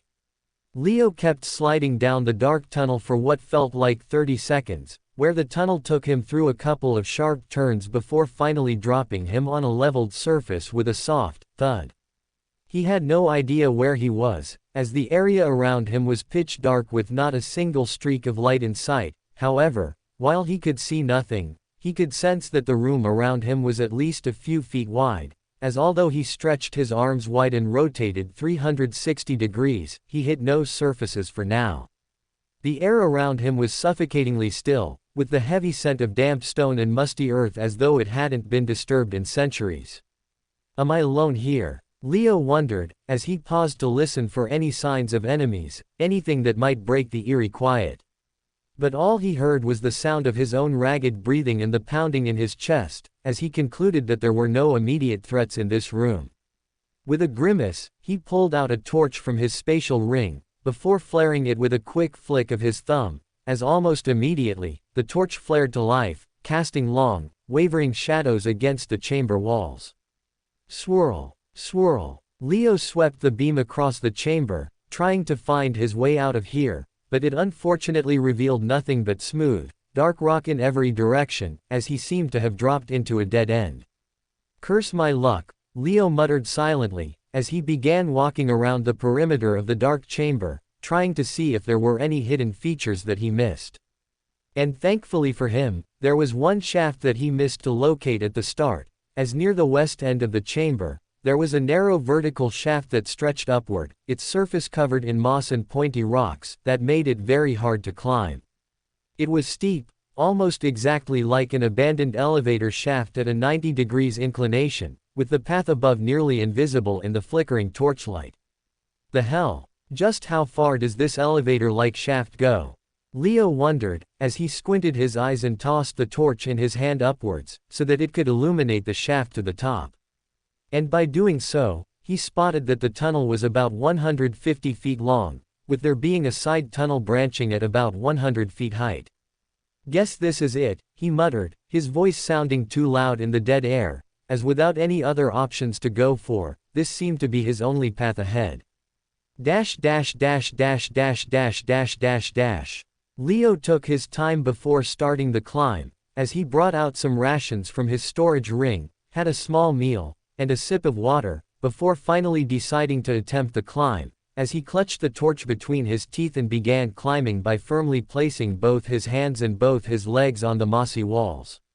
Almost immediately, although he did not understand why, he felt as though there was something wrong with the moss, as the second his skin came into contact with the grass, it seemed to come alive as it crawled and moved against his body. However, with the grass doing nothing but a light tickle against his skin, Leo forcibly pushed that discomfort aside and began climbing. Dot, dot, dot. The first few feet were easy enough. He dug his hands into the mossy surface, finding purchase with every move. His legs worked, though each step was slow and deliberate, as for the first time in hours, he could feel a semblance of strength returning to his limbs after the meal. However, that feeling of easy climb did not last for long. After just 10 feet, his legs began to feel heavy, unnaturally heavy, as the weight of his own body became unbearable. His breathing quickened, his heart began to race, and his fingers felt as if they were sinking into the wall, grasping at something far deeper than the stone. His head spun and a sharp dizziness suddenly overtook him. Shit, Leo muttered, trying to shake it off, as he reached up again, but his arms refused to lift. His entire body felt like it was collapsing under some invisible pressure, and the pain that came with it was unlike anything he'd felt since waking up. It wasn't physical, it was draining. Weakness seemed to seep into his very bones, and his chest constricted with every breath, as though he was losing his very life essence with every passing second. Fuck, Leo said, gritting his teeth, as he fought back the urge to collapse back onto the floor. His head was swimming, but his instincts kicked in, screaming in his head that something was wrong. And it was here that he noticed the problem. It was the damn moss's doing. It was sucking the life out of him. His pulse quickened as he realized the truth. The moss that covered every square inch of this cursed place was leeching his energy, drawing from his mana reserves, just like the books had warned about. The moss wasn't harmless. It wasn't just an unpleasant texture or an obstacle. It was predatory. And Leo was its prey. With a sharp inhale, he forced himself back to the ground, his body sagging as he slid down the shaft's edge, the stone scraping against his back as he landed with a heavy thud. His chest burned, but the moment his feet hit the floor, he knew exactly what had to be done. Fucking moss. This is the end for you, Leo cursed under his breath, his eyes flicking back toward the moss-covered walls. He reached for his spatial ring, digging out the firestone he kept tucked inside, as although his fingers felt numb, he still managed to grab a hold. I'm not sure if I should burn you down in such a confined space, because the smoke could just choke me out. However, I think that the other shaft 100 feet up will act like a vent and suck the smoke up. Leo talked to the moss before he lit it on fire, as if it could understand him. Sizzle. Leo poured some mana into the fire stone, which instantly caused it to burn ablaze, as he then placed it near the moss, which soon caught fire. Within seconds the entire shaft was turned into a fiery pit, as Leo ran away and watched as the smoke was mostly sucked up into the other shaft, rather than hitting him in the surface cave below, as his gamble paid off. Finally, as nothing but black and ashen lingering smoke was left of the initial moss covering the vertical cave, he let out a breath of relief, though it did little to calm the exhaustion gnawing at him. Plop. Drinking an intermediate-grade stamina potion, he tried to supplement the lack of energy with an artificial stimulant, and soon he felt strength return to his body as usual. Taking one final glance at the now clear shaft, Leo braced himself for another climb, as he waited till the wall temperature dropped back to normal, before attempting the climb yet again. Once the walls cooled down enough for him to touch, Leo resumed his climbing efforts, as he pushed his hands against the scorched surface and began hoisting himself up the vertical shaft once more. His fingers found hold in the scorched rock grooves that were still warm but no longer searing, as he dragged himself upward inch by inch, feeling his back muscles work after quite a few days.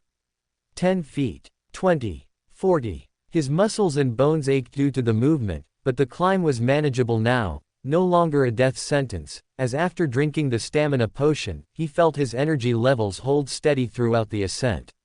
Finally, at around 100 feet, his hand touched a rough ledge jutting out from the wall, and just past it was a narrow tunnel that branched out horizontally, with a ceiling no higher than 4 feet tall. Leo pulled himself into that passageway, with a low grunt, elbows scraping against the floor, chest dragging across the stone, as he began crawling into the tunnel on all fours, his torch clenched between his teeth while the tunnel stretched on endlessly ahead of him.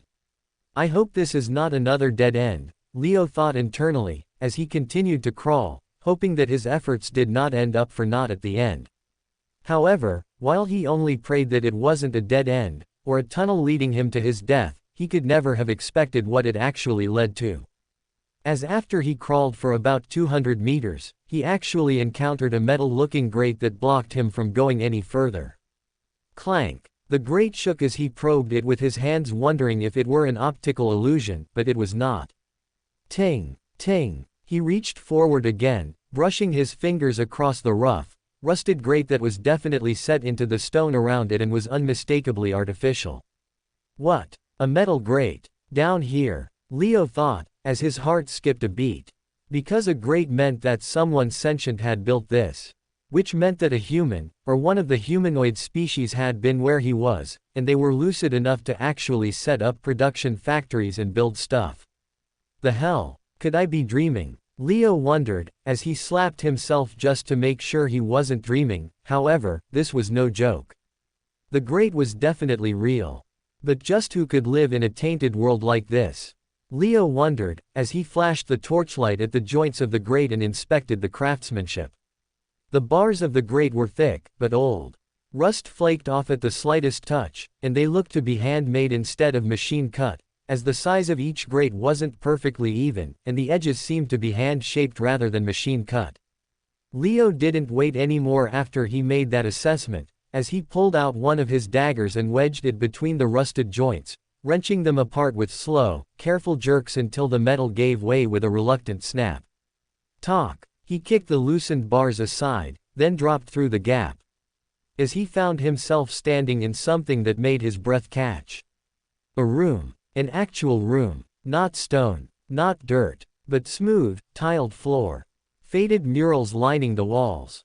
A broken desk in one corner, books scattered around it like dried leaves. And a massive, cracked mural painted across the far wall, depicting a sun that he had never seen shining in this world, and a painting of 12 beasts standing in a semicircle under that sun. Leo's eyes widened, as he realized that this wasn't a random cave or a survival hovel. This was a conclave. A chamber of knowledge. A relic left behind by some race who had lived here for long. However, what Leo could not understand was how.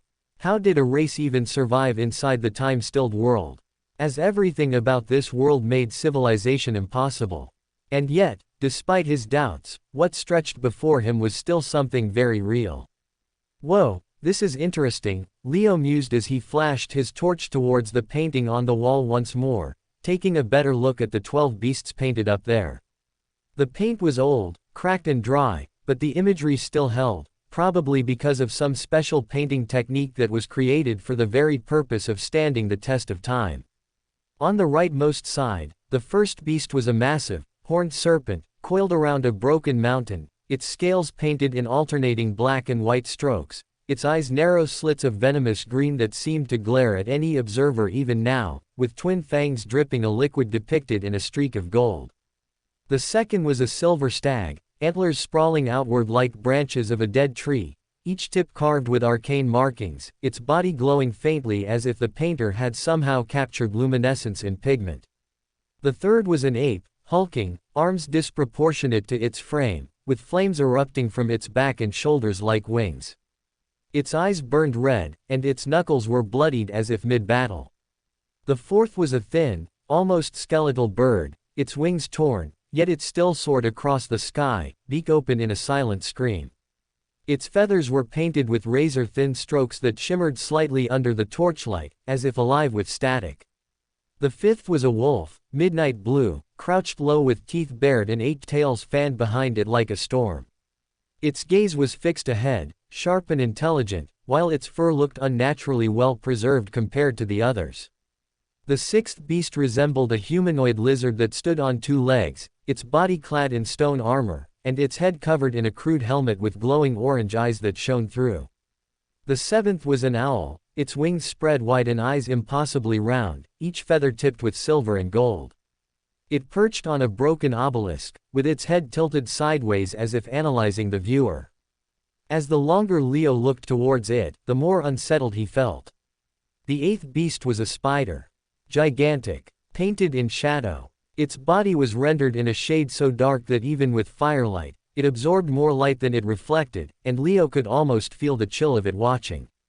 Its legs spanned half the mural, and around it, other figures lay wrapped in silk.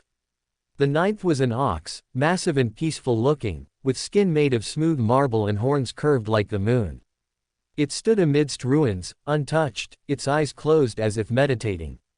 The 10th was a flying lion, wings of flame, tearing through the skies with a trail of white smoke behind it. Its paws were embedded into what looked like a storm cloud, its roar frozen in time as if splitting the heavens. The 11th was a beast Leo couldn't name, a shifting, formless creature made of overlapping rings and spines. It had too many limbs, too many eyes, and yet no consistent shape, as though the artist had painted chaos itself.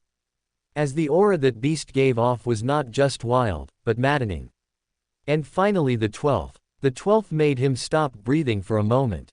It was a dragon, not the kind from bedtime stories or storybooks, but a crimson beast, majestic and terrifying, with wings curled inward like a cloak, horns arching back from its skull, and fire curling from its mouth as if frozen mid-roar. Its eyes were closed, its claws folded inward, but the mere presence of its form radiated a dormant power. Unlike the others, the dragon's gaze wasn't turned toward the viewer. It was looking at the sun, the only one among the 12.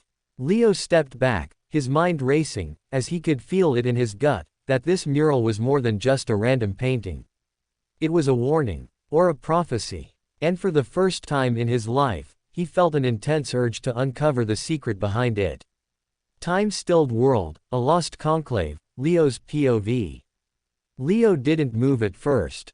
He just stood there, torch still in hand, staring at the mural, more specifically, at the dragon, because something about the way it faced the sun, so unlike the others, gnawed at the edge of his thoughts like a whisper he couldn't quite hear yet. Staring at the dragon, Leo felt his anxiety begin to stir. It wasn't fear, nor was it awe. It was something far stranger. A quiet, inexplicable pull crept through him, tugging at the edges of his soul, making the blood in his veins feel warmer than it should, as if something ancient and long buried inside him had begun to wake. This isn't normal, he thought, finally dragging his gaze away, as he turned and slowly scanned the rest of the room with fresh eyes, as the more he looked the more he found. To the left of the mural stood a splintered bookshelf, its wooden frame barely holding together, with stacks of faded scrolls and dusty tomes stuffed into every uneven gap between shelves. Most of it was unreadable. The paper was too brittle.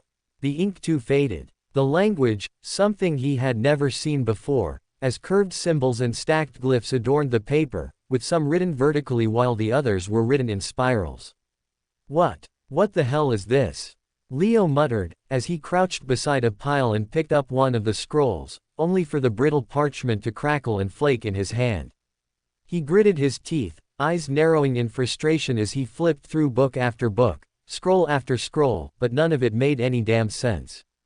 Until he found it. Near the corner of the room, buried beneath a pile of torn rugs and half-shattered pottery, was a small rectangular book. It was thin, the cover worn and soft, like something that had been handled a lot. And on its surface was a simple painting of a fruit. A green apple. Beneath it, a symbol.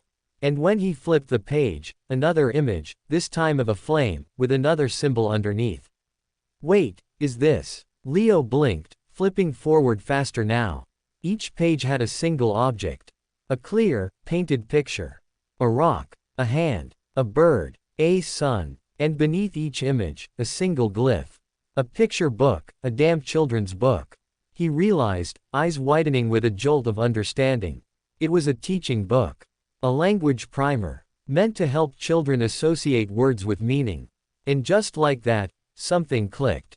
Holy shit, this might actually help me decipher the script. He wasn't a linguist. He wasn't a historian. And he sure as hell wasn't someone who usually got excited over forgotten libraries. But the painting of that dragon. That painting had done something to him. As the moment he'd locked eyes with that painted gaze, he'd felt something awaken inside him, something primal and restless that made his skin itch and his heart race. He had to know more. About the mural. About the beasts. About the sun. About how this place was created and how it survived for so long. I don't know why, but I need to understand this. His fingers curled around the little book like it was treasure. And just like that, the boss, Leo Skyshard, assassin, circuit winner, and definitely not a scholar, sat cross-legged on the tiled floor of an ancient room lost to time, flipping through a children's book by torchlight. Trying to learn the language of a dead civilization. Trying to unlock a secret the rest of the universe had long forgotten. Time blurred for Leo as he became engrossed with learning a lost language, each hour melting into the next as he pored over the scattered materials inside the conclave.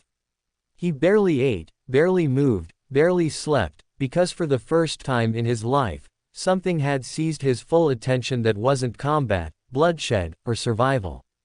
The children's teaching book he'd found quickly became his anchor. A visual dictionary to use as reference, as it became the key to unlocking the secrets of the lost language. Leo, who had never been a lover of books or languages, found himself slowly piecing the puzzle together.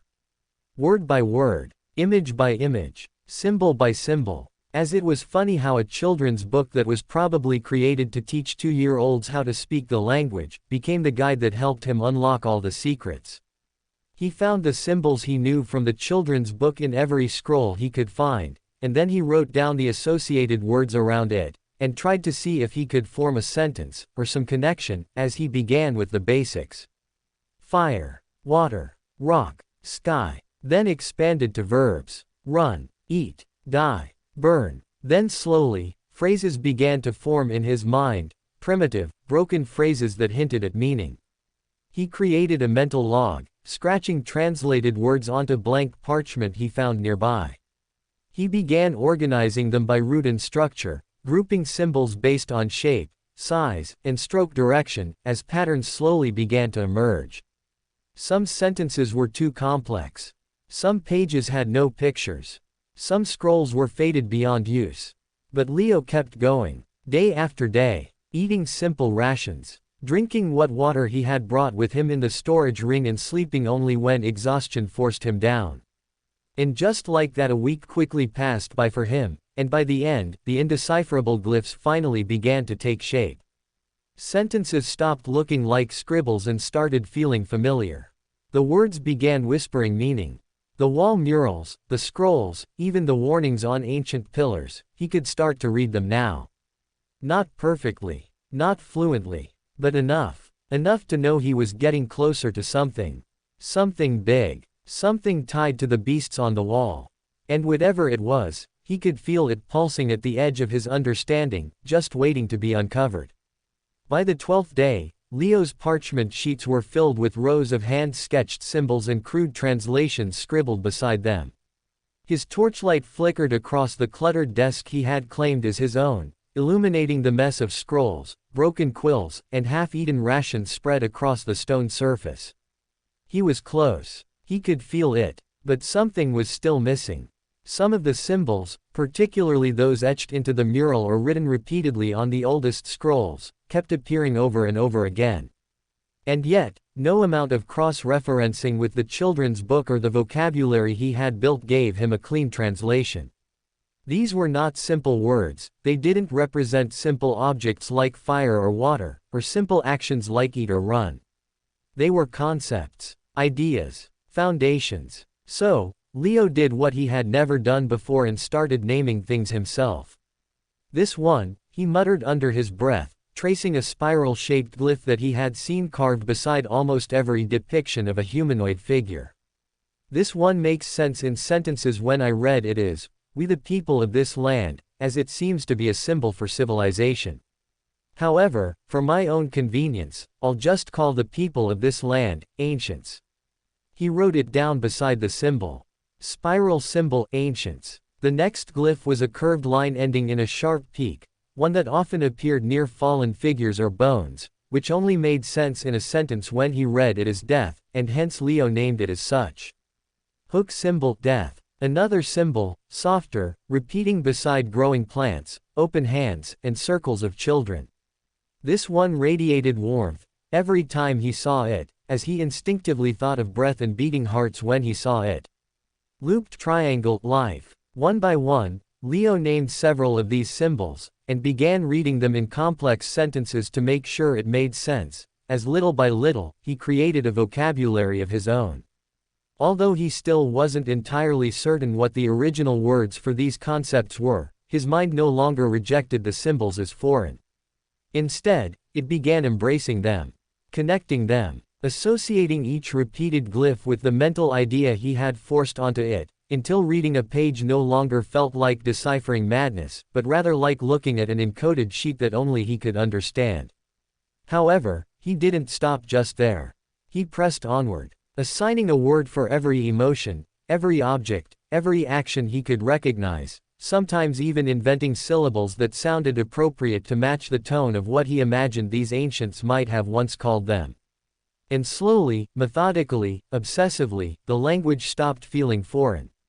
It stopped feeling dead. And though he would never have considered himself a linguist, nor someone curious enough to commit to anything academic for this long, after 16 days of hard work, he was finally proficient enough in the language of the ancients to finally uncover the secrets they left behind. All right, time to find out what that damned painting actually means, Leo muttered, cracking his neck as he sat back at the desk, his fingers brushing aside the mess of loose parchment, ink-stained cloth, and empty ration wrappers.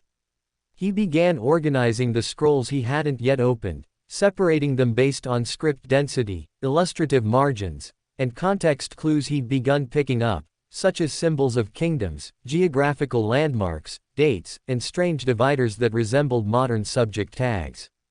History, geography, science, language, culture, and ritual.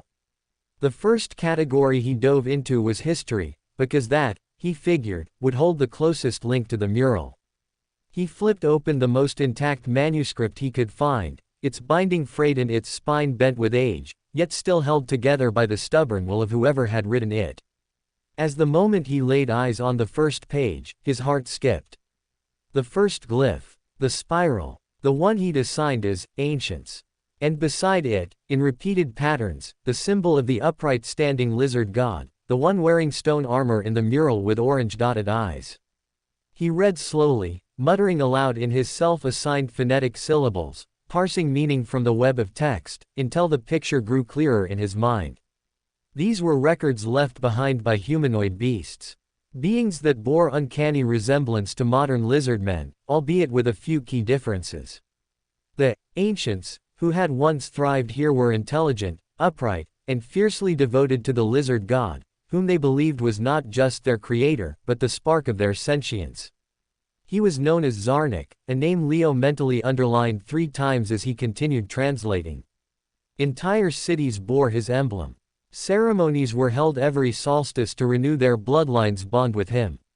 Newborns were tested for signs of flame-born purity, a phrase he inferred meant the potential to wield magic or carry divine traits. And the more he read, the more he realized something staggering. These people, these ancients, were not alone in their worship. They had rivals, warring tribes who pledged loyalty to different beast gods, 12 in total, just like the mural had shown.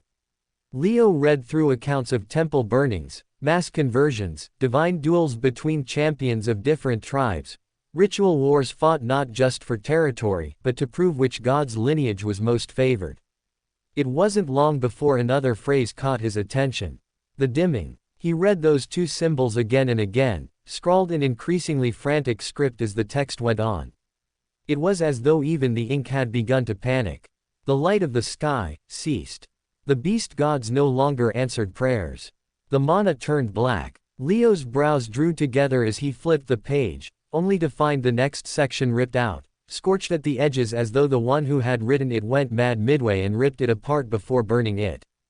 But what was left of the book was enough for him to understand that this world had not always been still. That this pocket of space had not been created alongside the universe's creation as many modern historians believed. As though nobody in the outside world really knew how time-stilled worlds came to be, and whether they contained civilizations before they were isolated or not. What Leo read here was irrefutable proof that this world was once alive and flourishing. Full of sun, ancient gods, and war. And then, something happened. Something that converted it into this time-stilled world. But what could that be? Time-stilled world, conclave of the ancients, Leo's POV. After finishing the first book, Leo flipped deeper into the second history book, the fragile paper crackling beneath his fingers as he carefully turned another page. His eyes scanned each line with mounting tension as he delved further into the lives of the ancients, into what they had endured, and what they had lost. And what he found was a tragedy. A haunting account of how their paradise had crumbled. While the earlier chapters spoke of a golden age, an era of abundance and order beneath the watchful eye of their god, the final sections shifted in tone, growing darker, more personal, as the narrator described how the madness had begun. He spoke of living in a sprawling metropolis suspended by floating bridges, of a mighty empire that controlled the vast rainforest beyond its walls, where beasts bowed at the command of voice alone, and harmony reigned under the balance of mana and divine will. He wrote of Zarnik, their god, not as a ruler in the traditional sense, but as the law itself. A silent deity whose breath governed the winds and whose presence shaped their seasons, their blessings, their fate. It was, by every word and measure, a paradise. Until the great dimming began. At first, they thought it was an eclipse. A passing curse. The sun dimmed over a period of 5 days. Their crops suddenly withered. The sky stopped changing. And the stars, once visible through high observatories, vanished entirely, being replaced with an endless gray sky. The priests called it a trial. The scientists called it a disastrous phenomenon. But the people, they just called it the beginning of the end. Leo's brows furrowed as he skimmed the next few pages, as the narrator's tone changed, and formal sentences gave way to more frantic scrawling. Symbols were no longer written in straight lines but scattered like afterthoughts. Scribbles in the margins. Whole pages scratched out and rewritten. What came next was even worse. As the sun faded, the mana began to shift.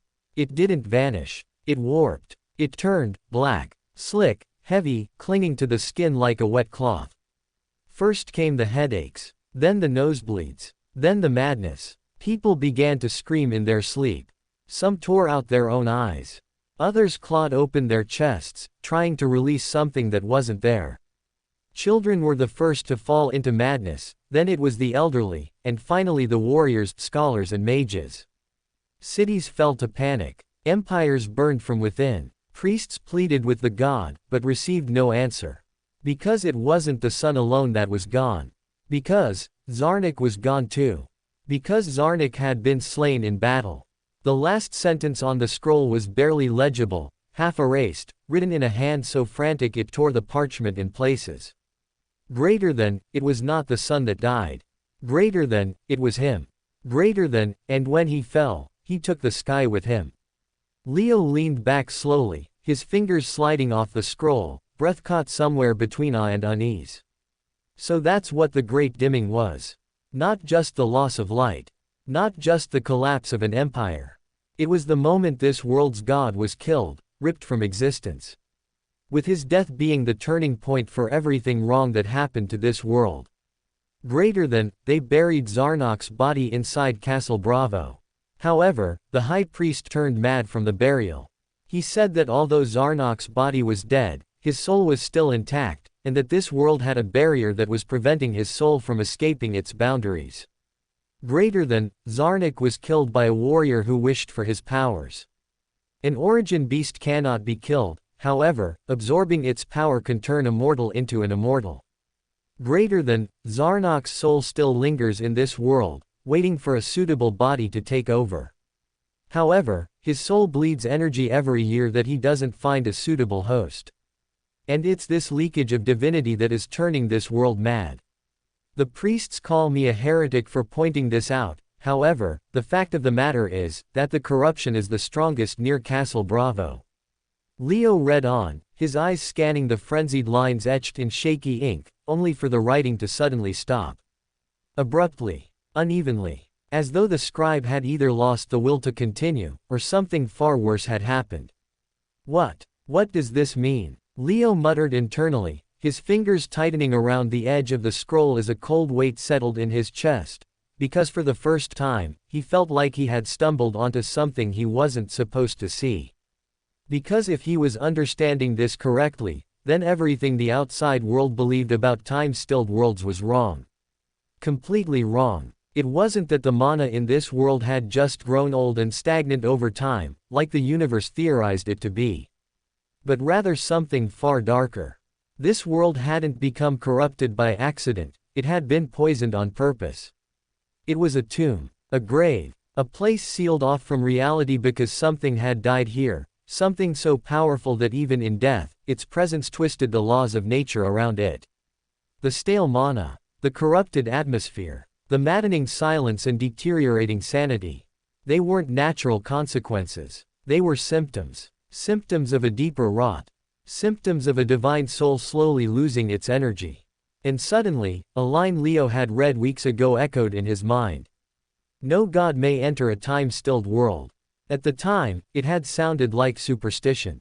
Like one of those ancient warnings that scholars quoted in jest. But now he understood. Because these weren't just abandoned ruins lost in time.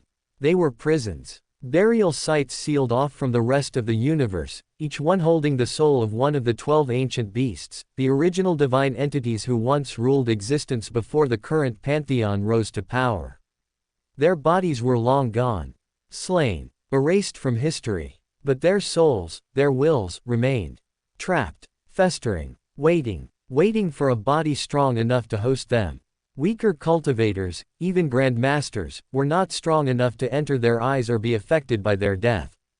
The corruption was subtle with them, nothing more than background noise. But the stronger one became, the closer one reached toward godhood, the more the pressure would mount, the more the soul of the dead beast would stir, drawn to power like a moth to flame.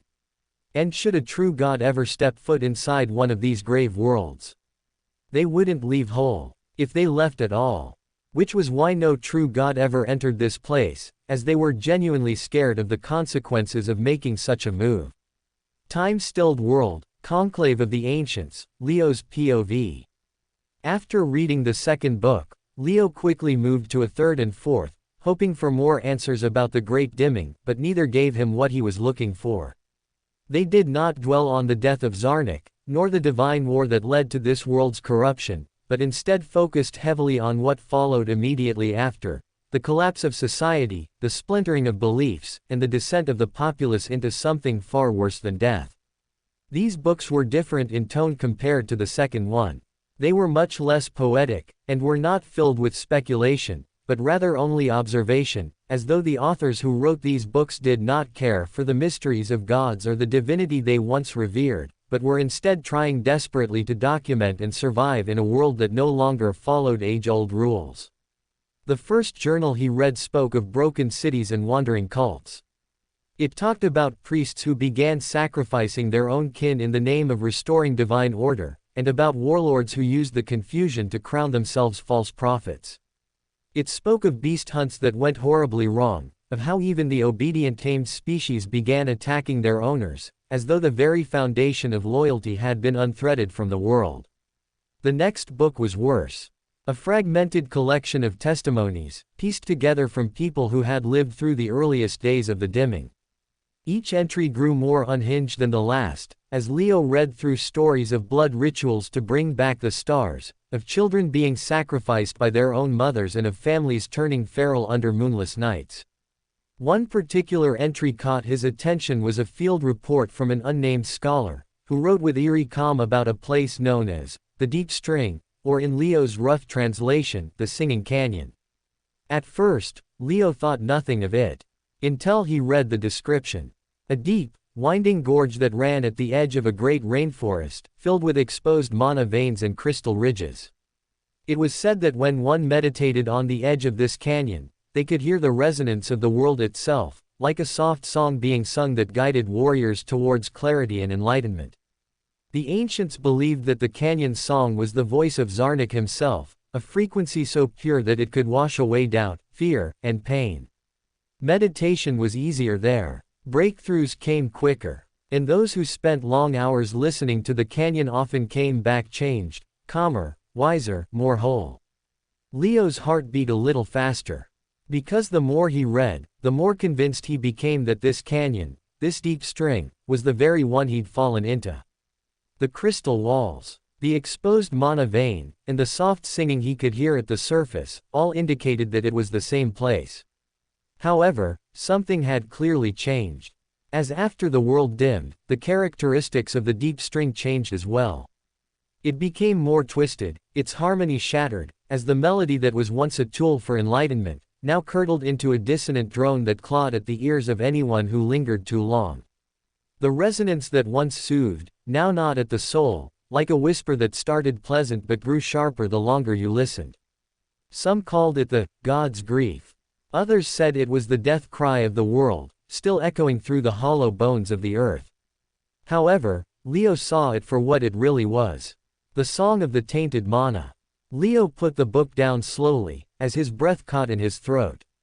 According to the last warning in the book, the song of tainted mana had turned many of the world's finest warriors into mindless beasts, as after Castle Bravo, it was considered as the second most dangerous place in this entire world, that one wasn't supposed to visit under any circumstances.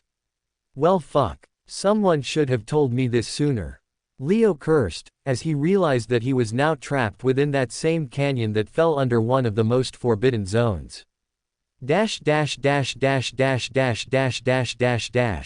On his sixth book, Leo finally uncovered the secret of how this conclave came to be, and it was quite the interesting story. It wasn't built as a hideout or a survival shelter. This place was once one of the most advanced magical research facilities in the entire ancient world. According to the book, it had been established at the peak of the empire's prosperity and was a neutral ground where scholars, researchers, and priests from all tribes gathered to push the boundaries of magical science and divine theory. The brightest minds of the time worked here, shielded from political agendas, cult rivalries and religious segregation, with the sole purpose of understanding the flow of mana, the influence of divine resonance, and the architecture of the soul. The records described it as a towering pillar of enlightenment, home to 7 towers, each dedicated to a different school of knowledge. The mural room that Leo now sat in was once part of the Central Archives, a place where the most sensitive information was copied, preserved and guarded behind hundreds of layers of enchantments. But when the dimming began, everything changed. As the world darkened and the cities above crumbled, the head mage of the conclave made a final decision. He ordered a full lockdown of the facility, sealing off the entrances, collapsing the spiral staircases, and instructing his apprentices to bury the way behind magical wards, enchantments, and brute force. Not because he feared what was outside, but because he wanted what was inside to survive. According to the last pages of the book, the conclave was not meant to be a bunker, it was meant to be a vault. A place where truth could sleep. A place where knowledge would not decay alongside flesh. The head mage wrote that he knew his people would fall.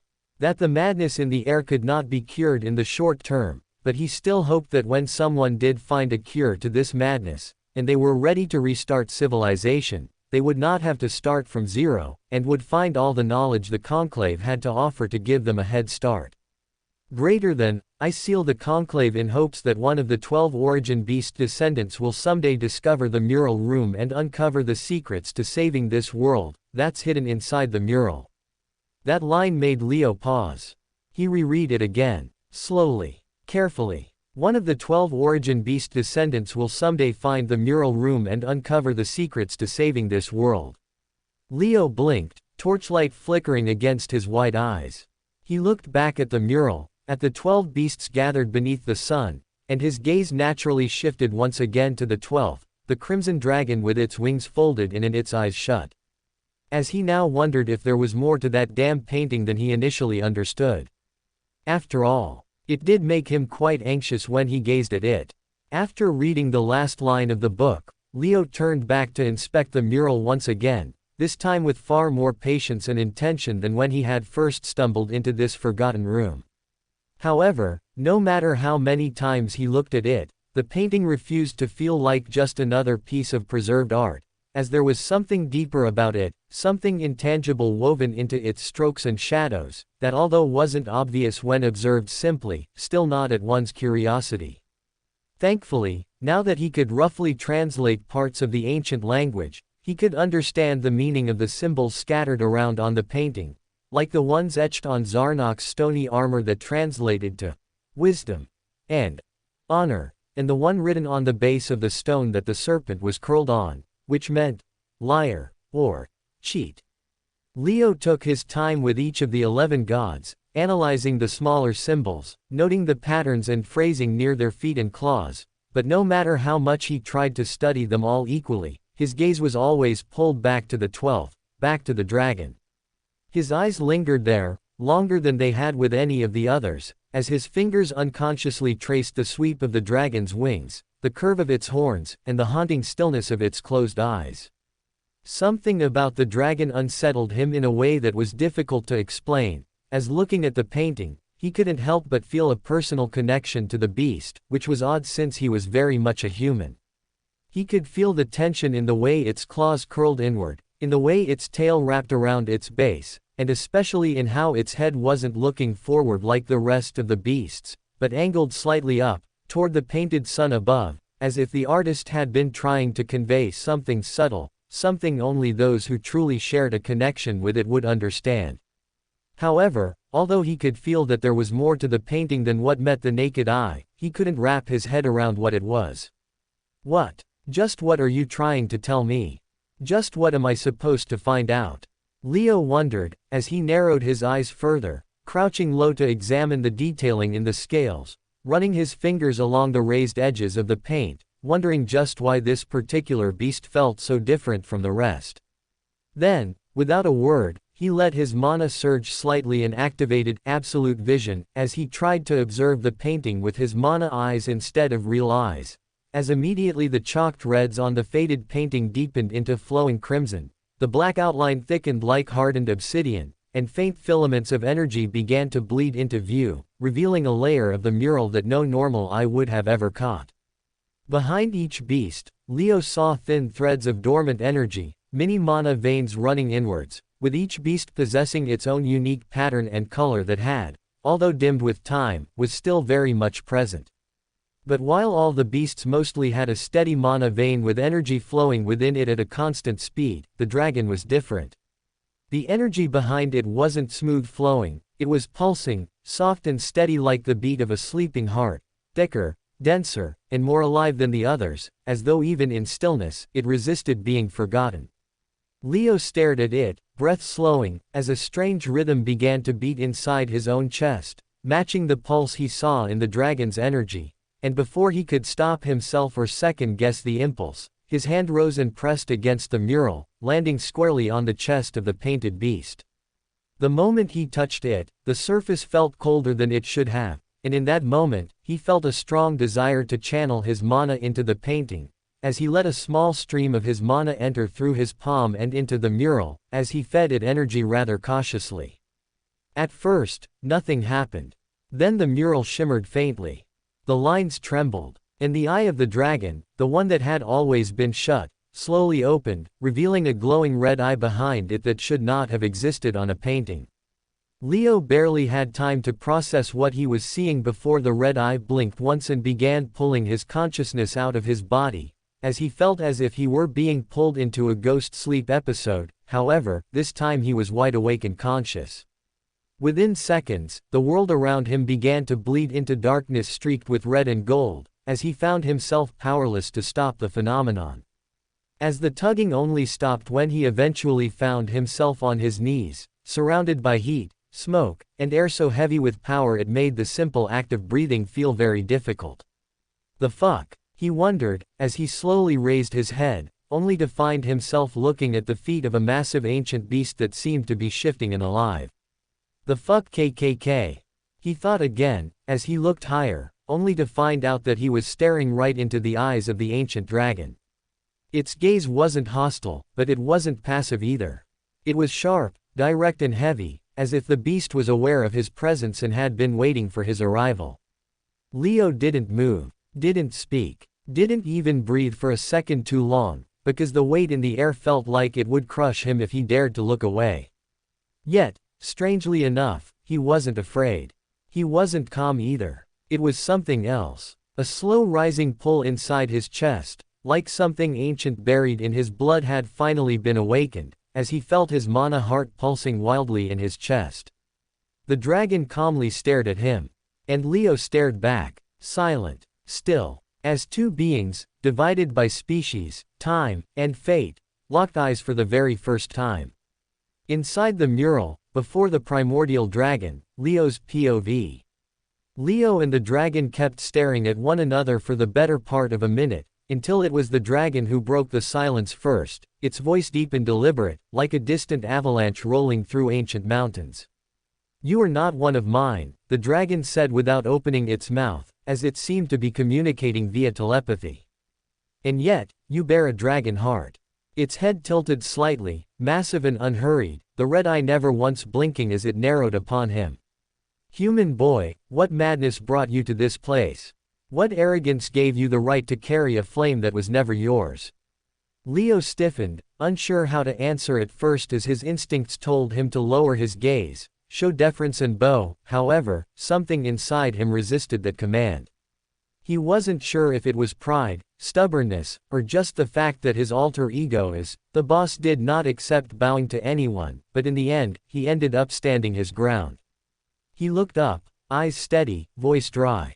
"With all due respect, Big Red Dragon sir, that's a question I was hoping you could answer for me," Leo said, as the dragon's eyes widened in surprise at his response.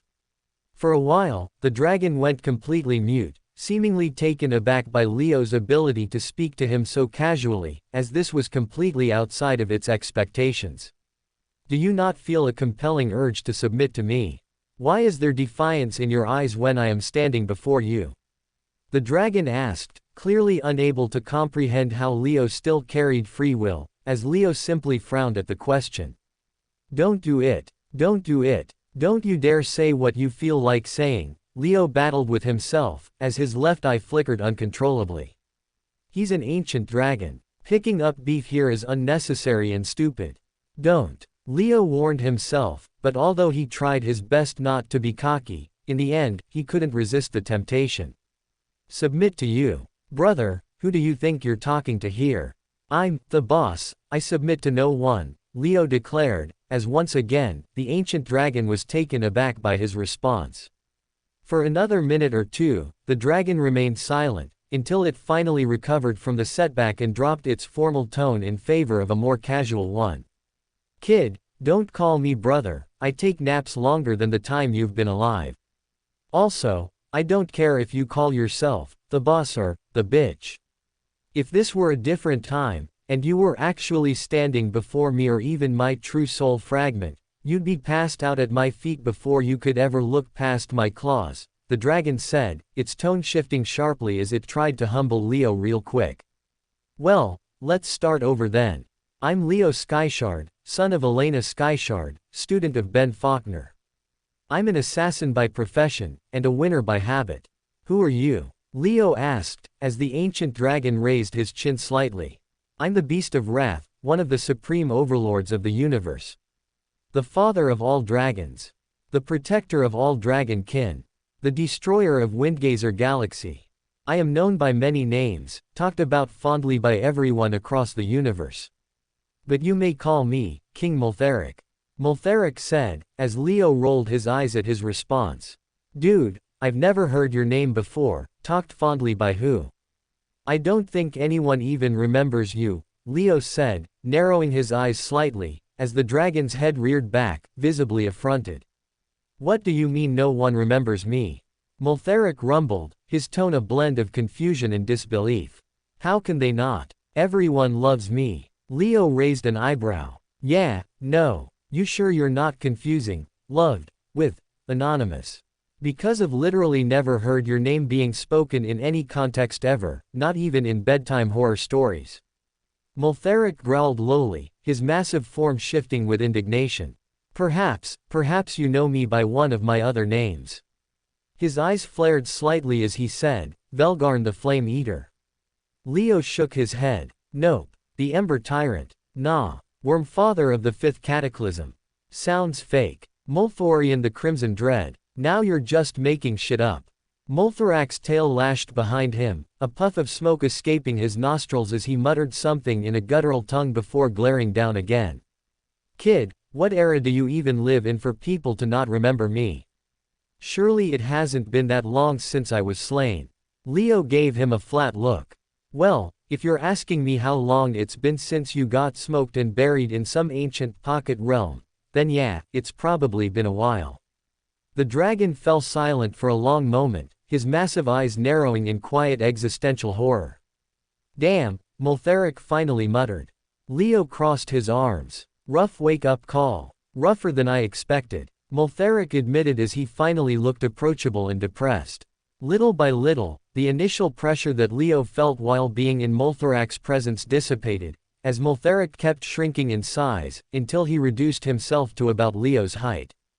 I ruled over 17 galaxies before I was killed. I was King Multharic. I can't believe my legacy is forgotten so fast, he said, sounding depressed, as Leo shot the poor dragon a sympathetic look. Happens all the time, you think you're a real big deal until you realize you were just a frog in the well. Happened to me as well. For a while I forgot how awesome I am. Forgot I'm the boss. Of course, my legacy will never fade like yours, but yeah.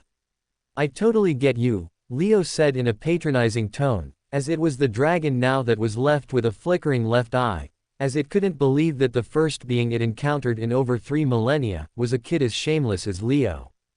Inside the mural, speaking with King Multharic, Leo's POV. Cough, cough. So tell me, kid, on a more serious note, how do you have a mana heart? I've never seen a human with one before in my life. And I've lived a long time. Multharic asked, trying his best to be accommodating of Leo and his larger-than-life attitude. To be honest, I don't know either. I was just having my 5th and final genetic awakening shot when this organ just formed out of nowhere inside my body. I was honestly hoping you'd tell me more about it. And maybe even explain why I got sucked into this painting. Leo replied, as he tamed down the arrogance and spoke normally for a change. Wait, let's do this. I'll ask my doubts first, Then you go next, so this doesn't turn into a cross-questioning contest, Moltheric proposed, pausing until Leo gave a nod of agreement before continuing. What do you mean it just formed? Were you not born with it? And what the hell is a genetic awakening shot? The former Dragon King asked, as Leo sucked in a deep breath and began explaining everything Moltheric lacked context for.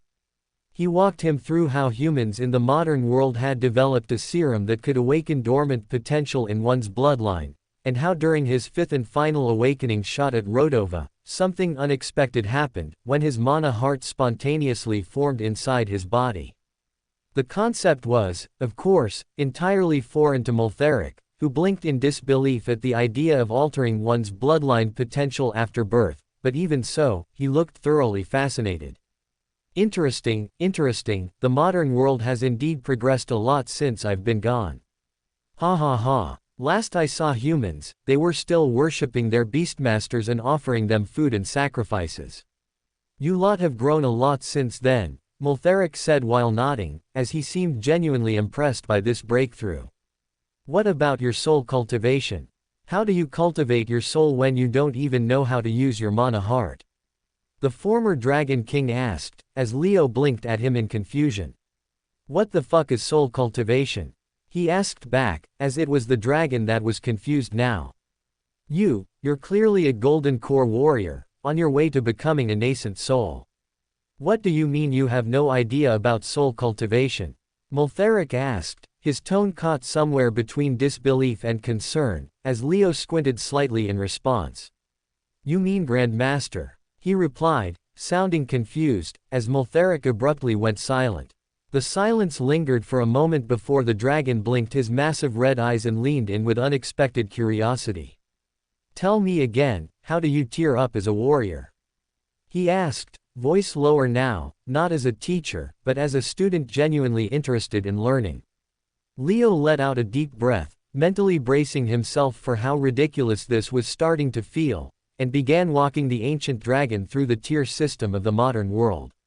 He started with the amateur realm, then moved up through master, and grandmaster, before explaining the rarer levels beyond, like transcendent, monarch, demigod, and finally, god. Moltheric listened quietly, his expression unreadable as he absorbed every word with patience. The modern practice to tier up was completely different from how Moltheric and the people living in his era used to cultivate, however, he still found it to be most fascinating.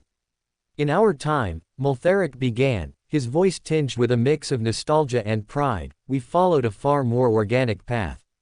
Our tiers began with body refining, moved to foundation establishment, followed by golden core, nascent soul, monarch, king, and finally emperor. He paused for a moment, letting the names linger in the air. But unlike your world, where you have set rules and 3 clear criteria to break into each tier, we had only one, the strength of the soul. That was the ultimate judge of one's worth. Leo blinked slowly, listening with interest as the dragon continued. The method was simple in name but difficult in practice, as the only thing we focused on was cultivation, or what you modern people call meditation. Hours, days, even years spent in stillness, listening to one's breath, separating body from thought, and merging with the essence of the world. When we reached bottlenecks, we turned to comprehension. Not of mana control, but of technique. We would seek to refine our swordplay, our battle arts, or our understanding of natural law to trigger breakthroughs in the soul. So, basically the same thing, but instead of learning skill moves you basically comprehended laws of the universe, Leo muttered, tilting his head as Moltheric nodded in agreement. Yes, in practice, it seems quite similar. Mastery of skill, mental fortitude, reflection. However, we lack the structure and safety nets you possess now.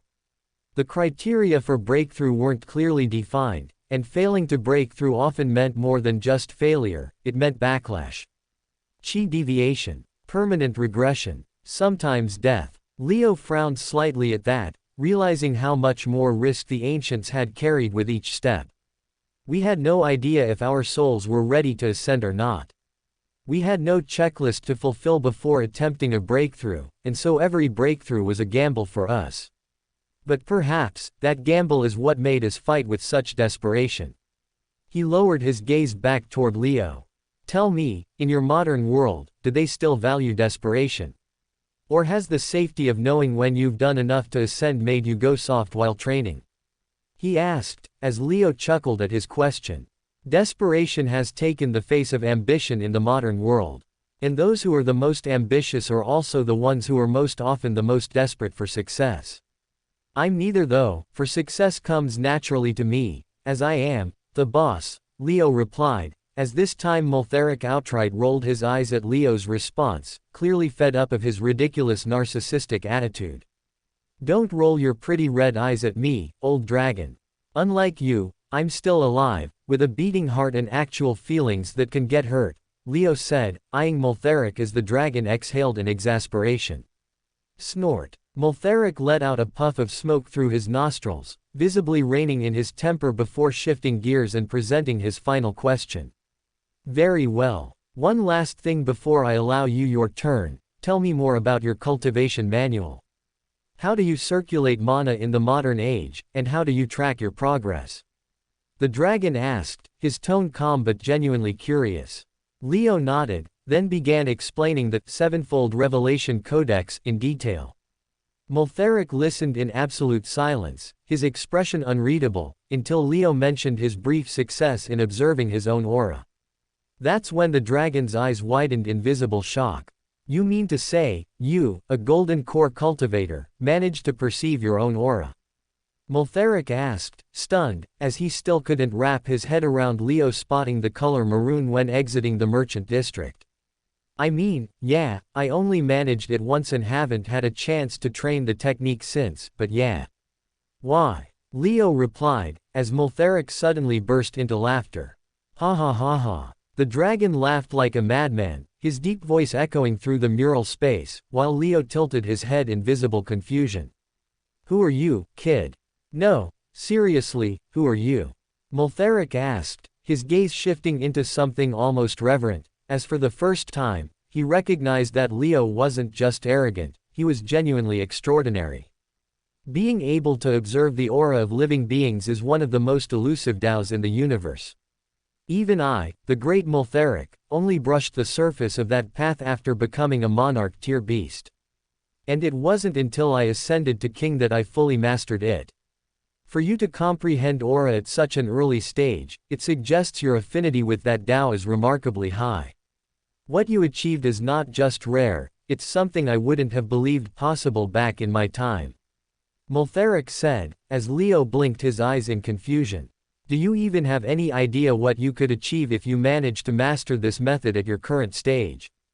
Multheric asked, his voice cracking with excitement. What? Leo asked, his expression curious, as Multheric burst into laughter once more. For a while, the ancient dragon couldn't contain his disbelief. He shook his head again and again, as if the very idea of a golden core cultivator grasping the Aura Dao was beyond comprehension. But eventually, he pulled himself together, his gaze sharpening as the smirk on his face widened. You will become unstoppable, he said in a low voice, this time with the full weight and sincerity of an ancient beast who truly believed it. Leo raised an eyebrow at the dragon's words, unsure whether to laugh or take it seriously, but the intensity in Multherac's gaze gave him pause, as he realized that the dragon wasn't flattering him and that what he was saying was indeed a fact. Do you have any tips on how I can master this technique faster? Leo asked, his voice growing more excited, as he hoped that Multheric could give him some insights that the damn manual did not. Multheric didn't respond immediately. He paused, thinking, before his eyes flicked to the dagger strapped to Leo's waist. Pull out that blade of yours, he said calmly, as Leo obeyed. Now, I want you to focus your mind. Pick a part of my body to attack. There's no need to actually attack me, just choose a target and lock onto it with intent. Do not speak it aloud. Think it. Resolve to attack it. Fix it as your target. Leo did as instructed, as he locked his focus on Multherac's left foot, but to throw the dragon off, he kept his eyes on the right, while also turning his body towards it. You want to target my left foot, Multheric said calmly. Leo blinked. What? I can see it, the dragon continued, tilting his head slightly. A thin thread of killing intent, linking your blade to my left leg. It's invisible to your eyes, but not to mine. It's connected like a string, drawn by thought and anchored by will. Leo stared at him in disbelief as Moltheric folded his claws behind his back. This is the essence of aura perception. When you master it, you won't just feel killing intent, you'll see it. You'll trace its origin, its trajectory, and its endpoint before the blade is even swung. Imagine being able to see the exact path of your enemy's attack before they move. Imagine knowing where they will strike before their muscles even contract. That is why I say you will become unstoppable. Because aura perception does not merely reveal threats, it reveals structure, weakness, intent. It is the one thing all warriors at my level rely upon. We use it for defense, and we also use it for offense, to find gaps in our opponent's stance. Leo's grip on his dagger loosened slightly, the weight of those words slowly sinking in. It's not just about reacting faster, Moltheric said, voice lowering. It's about understanding more, seeing more. Aura opens the battlefield. It unmasks your enemies. It speaks truth when eyes lie. Once you can see it clearly, the rest is just execution. And for the first time since discovering the Sevenfold Revelation Codex, Leo finally saw what this technique could become. Not just a passive meditation tool. Not just a weird aura drill. But a gateway. A door into a realm of combat only those with true instincts, vision, and talent could walk through. A realm where he could be, just as the dragon said, unstoppable.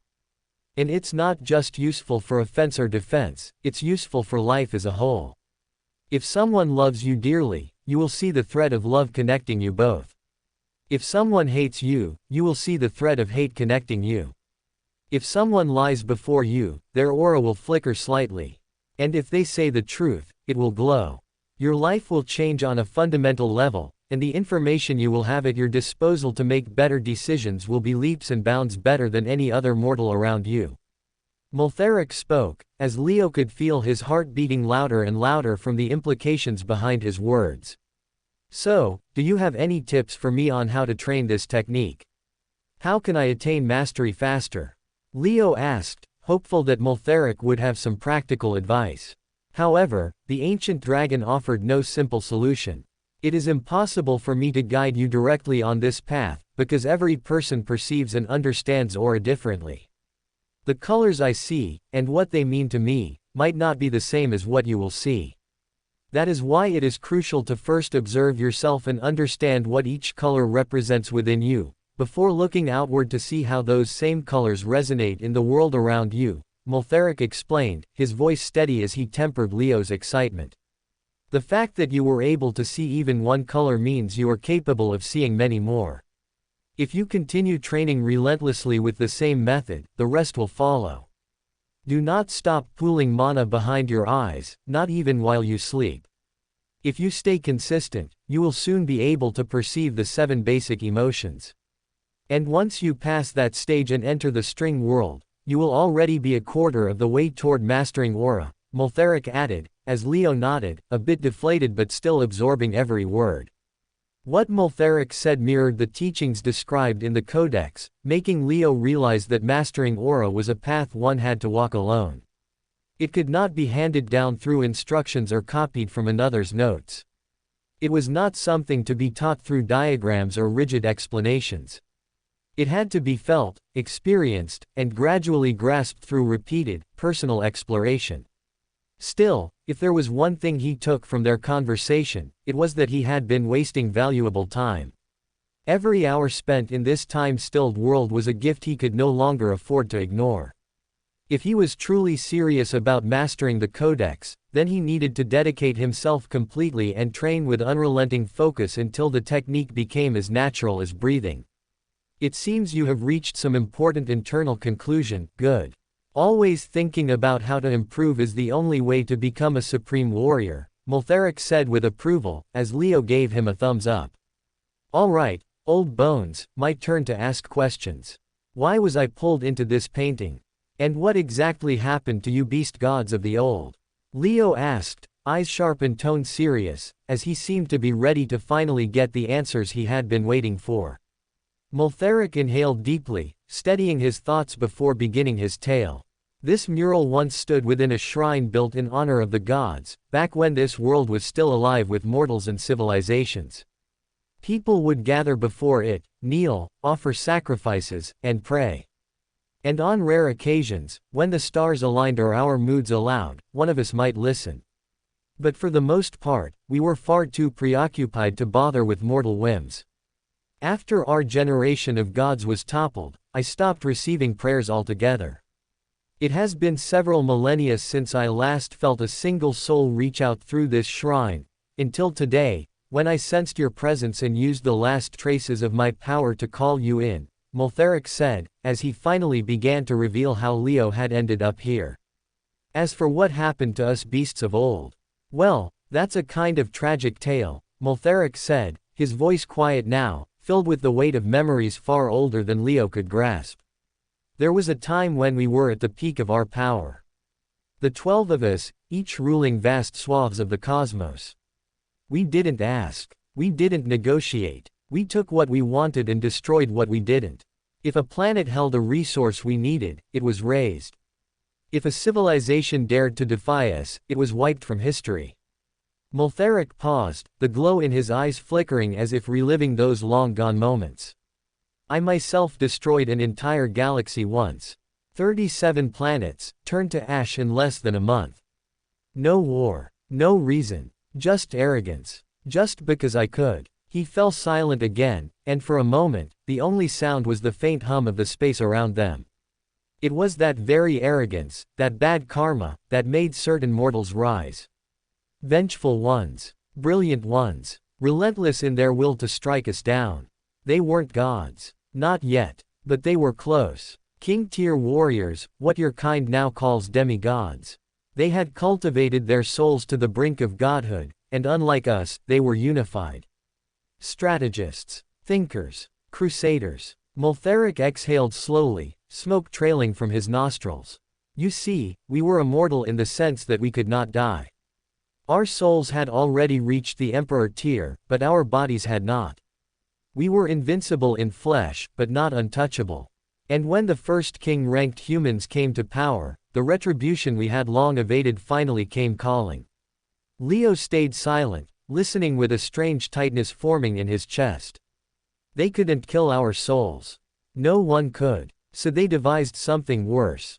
They bound us. Each of us was sealed inside one of these soul prisons, cut off from the rest of the universe. They used the energy of entire planets, entire suns, to anchor the spellwork, and the result was what you call today time-stilled worlds. They took our powers, they absorbed what they could from us to break through to the Emperor stage and become completely untouchable. However, in doing so, they inherited some of our characteristics, and they were usually the worst ones. Multherac's gaze lowered. Some say we deserved it. That it was justice for us to be hunted down, and maybe they're right. But the ones who replaced us. The new pantheon that rose to power after we fell. He snorted again, this time not in amusement but in bitter contempt. They were worse. Far worse. The universe did not find peace after we were gone. It didn't heal. It simply changed hands, from one tyrant to another. He looked back at Leo, voice quieter now. We were beasts. Monsters, some might say. But we were honest in what we were, and did not hurt those who believed in us. The new gods however wear masks. Smile while they slit throats. And that makes them infinitely more dangerous. Multheric concluded, as he seemed disgusted by the beings that once claimed his life. And to make matters worse, they are completely immortal, Multheric added, his voice darkening further. They have mastered the Tao of time, transcended the third dimension entirely and ascended into something higher. They are now beings of a realm where death has no reach and time holds no meaning. Which means, they cannot be killed, not by blade, nor poison, nor spell. Only one who exists on the same plane as them can even hope to bring them down. But all the modern emperors are cowards who do nothing but finger one another in their asses. They don't like each other, but they're too scared to go against the other. Fucking cowards. Every last one of them. Multheric said, as he seemed to get more agitated the more he spoke. There was a lot in Multhorak's long-winded explanation that Leo couldn't quite understand yet, but there was also plenty he did grasp. For one, Multhorak seemed to have been humbled by time. He spoke of his past slaughters not with pride, but with a distant heaviness, as though they were once achievements he flaunted, yet were actions that he now looked back with regret. He looked quite pitiful when he talked like that. However, Leo only thought of him as a whiny bitch when he suddenly went all monk mode on him. However, apart from that, everything else he talked about was quite fascinating. For one, all the ancient beasts were demigod-tier beings, whose souls had attained godhood but bodies had not. Hence, after their bodies were destroyed, their souls had to be sealed in time-stilled worlds, which now acted as their prisons for eternity. Multhorak also mentioned how the next pantheon of gods had absorbed fragments of their power, traits, abilities, or remnants of their essence, and used them to grow stronger. Leo didn't fully understand the implications of that yet, but it intrigued him all the same. And finally, there was the most baffling revelation: the current gods had transcended the third dimension and mastered the Tao of time. It was a simple enough thing to say, but hard to even begin to comprehend. So basically what you're saying is, the current gods can't be killed unless another god does it. And they don't fight among themselves anymore? Leo asked, trying to piece it together. Multhorak nodded. That's the gist of it, yes, he said, letting out another puff of smoke through his nostrils. If I ever get my hands on a proper body to take over someday, mark my words, kid, I'm going to make those gods pay. I may not look like much now, but if I return to the modern world, the universe will once again remember the terror of Multhorak.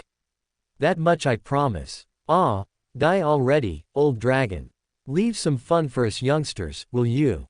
You've destroyed enough galaxies, let us have the privilege of being tyrants now, Leo said with a smirk, waving him off casually. Multhorak scoffed. Don't make that mistake, boy. Karma is a powerful force. You may laugh now, but the bigger the crime, the heavier the punishment. That's a law even the strongest can't escape. I slaughtered hundreds of millions when I was alive.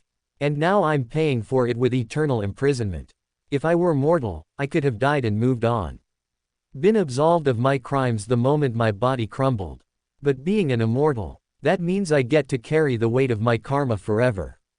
My reign lasted a single millennium, but my punishment has been ongoing for over 3.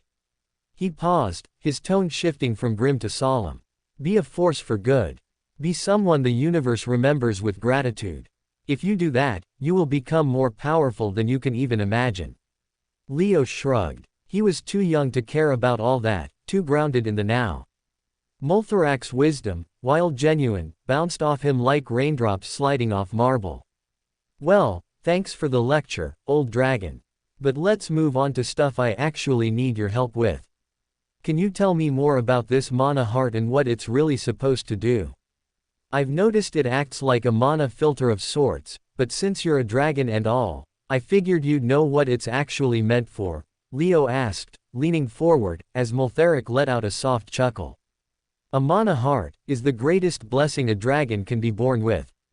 It is not just a filter for impurities, boy. It is far more than that. He paused, then leaned slightly forward, his tone grave. It is an engine, a mana core that never sleeps. Unlike ordinary cultivation, which requires effort, meditation, discipline, this organ works silently, without your command. It constantly pushes mana through your circuits, not just to keep them active, but to refine them. Leo raised an eyebrow. Refine how? Multhorak's eyes gleamed faintly. Every time mana flows through your body, it leaves traces, tiny imperfections, minute scratches along the path. Over time, they build up and limit how much power you can safely channel. But a mana heart, it smooths those out, gradually, constantly, without rest. It polishes your circuits endlessly until they become flawless. Until they become worthy of divine power. So it's like passive body cultivation. Leo asked, trying to piece it together. Yes, and more than that. It enhances recovery, amplifies your resistance to mana strain, and drastically shortens the time required to adapt to new techniques or breakthrough levels. Your foundation becomes sturdier every second, simply by being alive. That's why dragons born with a mana heart were considered blessed by the stars themselves in the old times. Leo slowly nodded, beginning to understand. So basically, even if I don't do anything, I'm still progressing. Multheric smirked. Yes. But if you do train, if you actively push your limits while this mana engine is running, then your growth becomes monstrous. If you were a dragon, I would have imparted to you my most wonderful cultivation techniques, but since you're a human, they won't work for you. However, what I would advise you to do is, while you are inside this time-stilled world, just find monsters you want to kill and start stalking and hunting them like their prey. He paused, watching Leo closely. You don't need to worry about the tainted mana here. It cannot affect you. But the richness of the mana in this place, its density and purity, will help you progress much faster than the diluted streams out there in the regular universe. Think of it as a substitute for meditation. With enough circulation and an active mana heart constantly at work, you will reach the threshold for the nascent soul stage long before you ever master that codex of yours. Leo grabbed his chin thoughtfully and gave a small nod. So basically what you're saying is, with an active mana heart, all I need to do is strain it to the limit every day and I'll eventually reach the transcendent tier, even if I make no progress with my meditation manual. Yes, you foolish boy, exactly that. Like I already explained, yes. Multheric snapped, shaking his massive head. The mana heart is a cultivation engine. It purifies, it pumps, and it circulates mana without pause, allowing you to grow stronger just by staying alive. Why do you think the older dragons always grow more powerful with time? He narrowed his eyes. It is because our mana hearts never stop working. Just existing is enough to push you through the mortal ranks all the way up to the boundary of Monarch Realm. Only then does the advantage begin to fade, because past that, true growth requires intent, experience, and mastery. Multheric exhaled slowly, his tone softening. But until then, this is the greatest blessing you could have ever hoped for. He explained, as a massive grin broke across Leo's face, with the truth about the benefits of having a mana heart finally sinking in. All right, I do have one last thing to ask you, Leo said in a serious tone. I'm supposed to retrieve some sort of gray metal alloy from a fort-like place somewhere in this world. Do you know how safe it is for me to approach that area? And what exactly am I supposed to retrieve? He asked, finally inquiring about his mission. That's a tough one, Multheric replied, his expression shifting to something far more cautious as Leo mentioned the task. If I'm not mistaken, what you're after is likely origin metal. It's the rarest resource in the universe, and it's buried deep within Castle Bravo, the very place where Zarnok's soul is anchored. He paused briefly before continuing. The closer you get to that castle, the stronger the threats you'll face.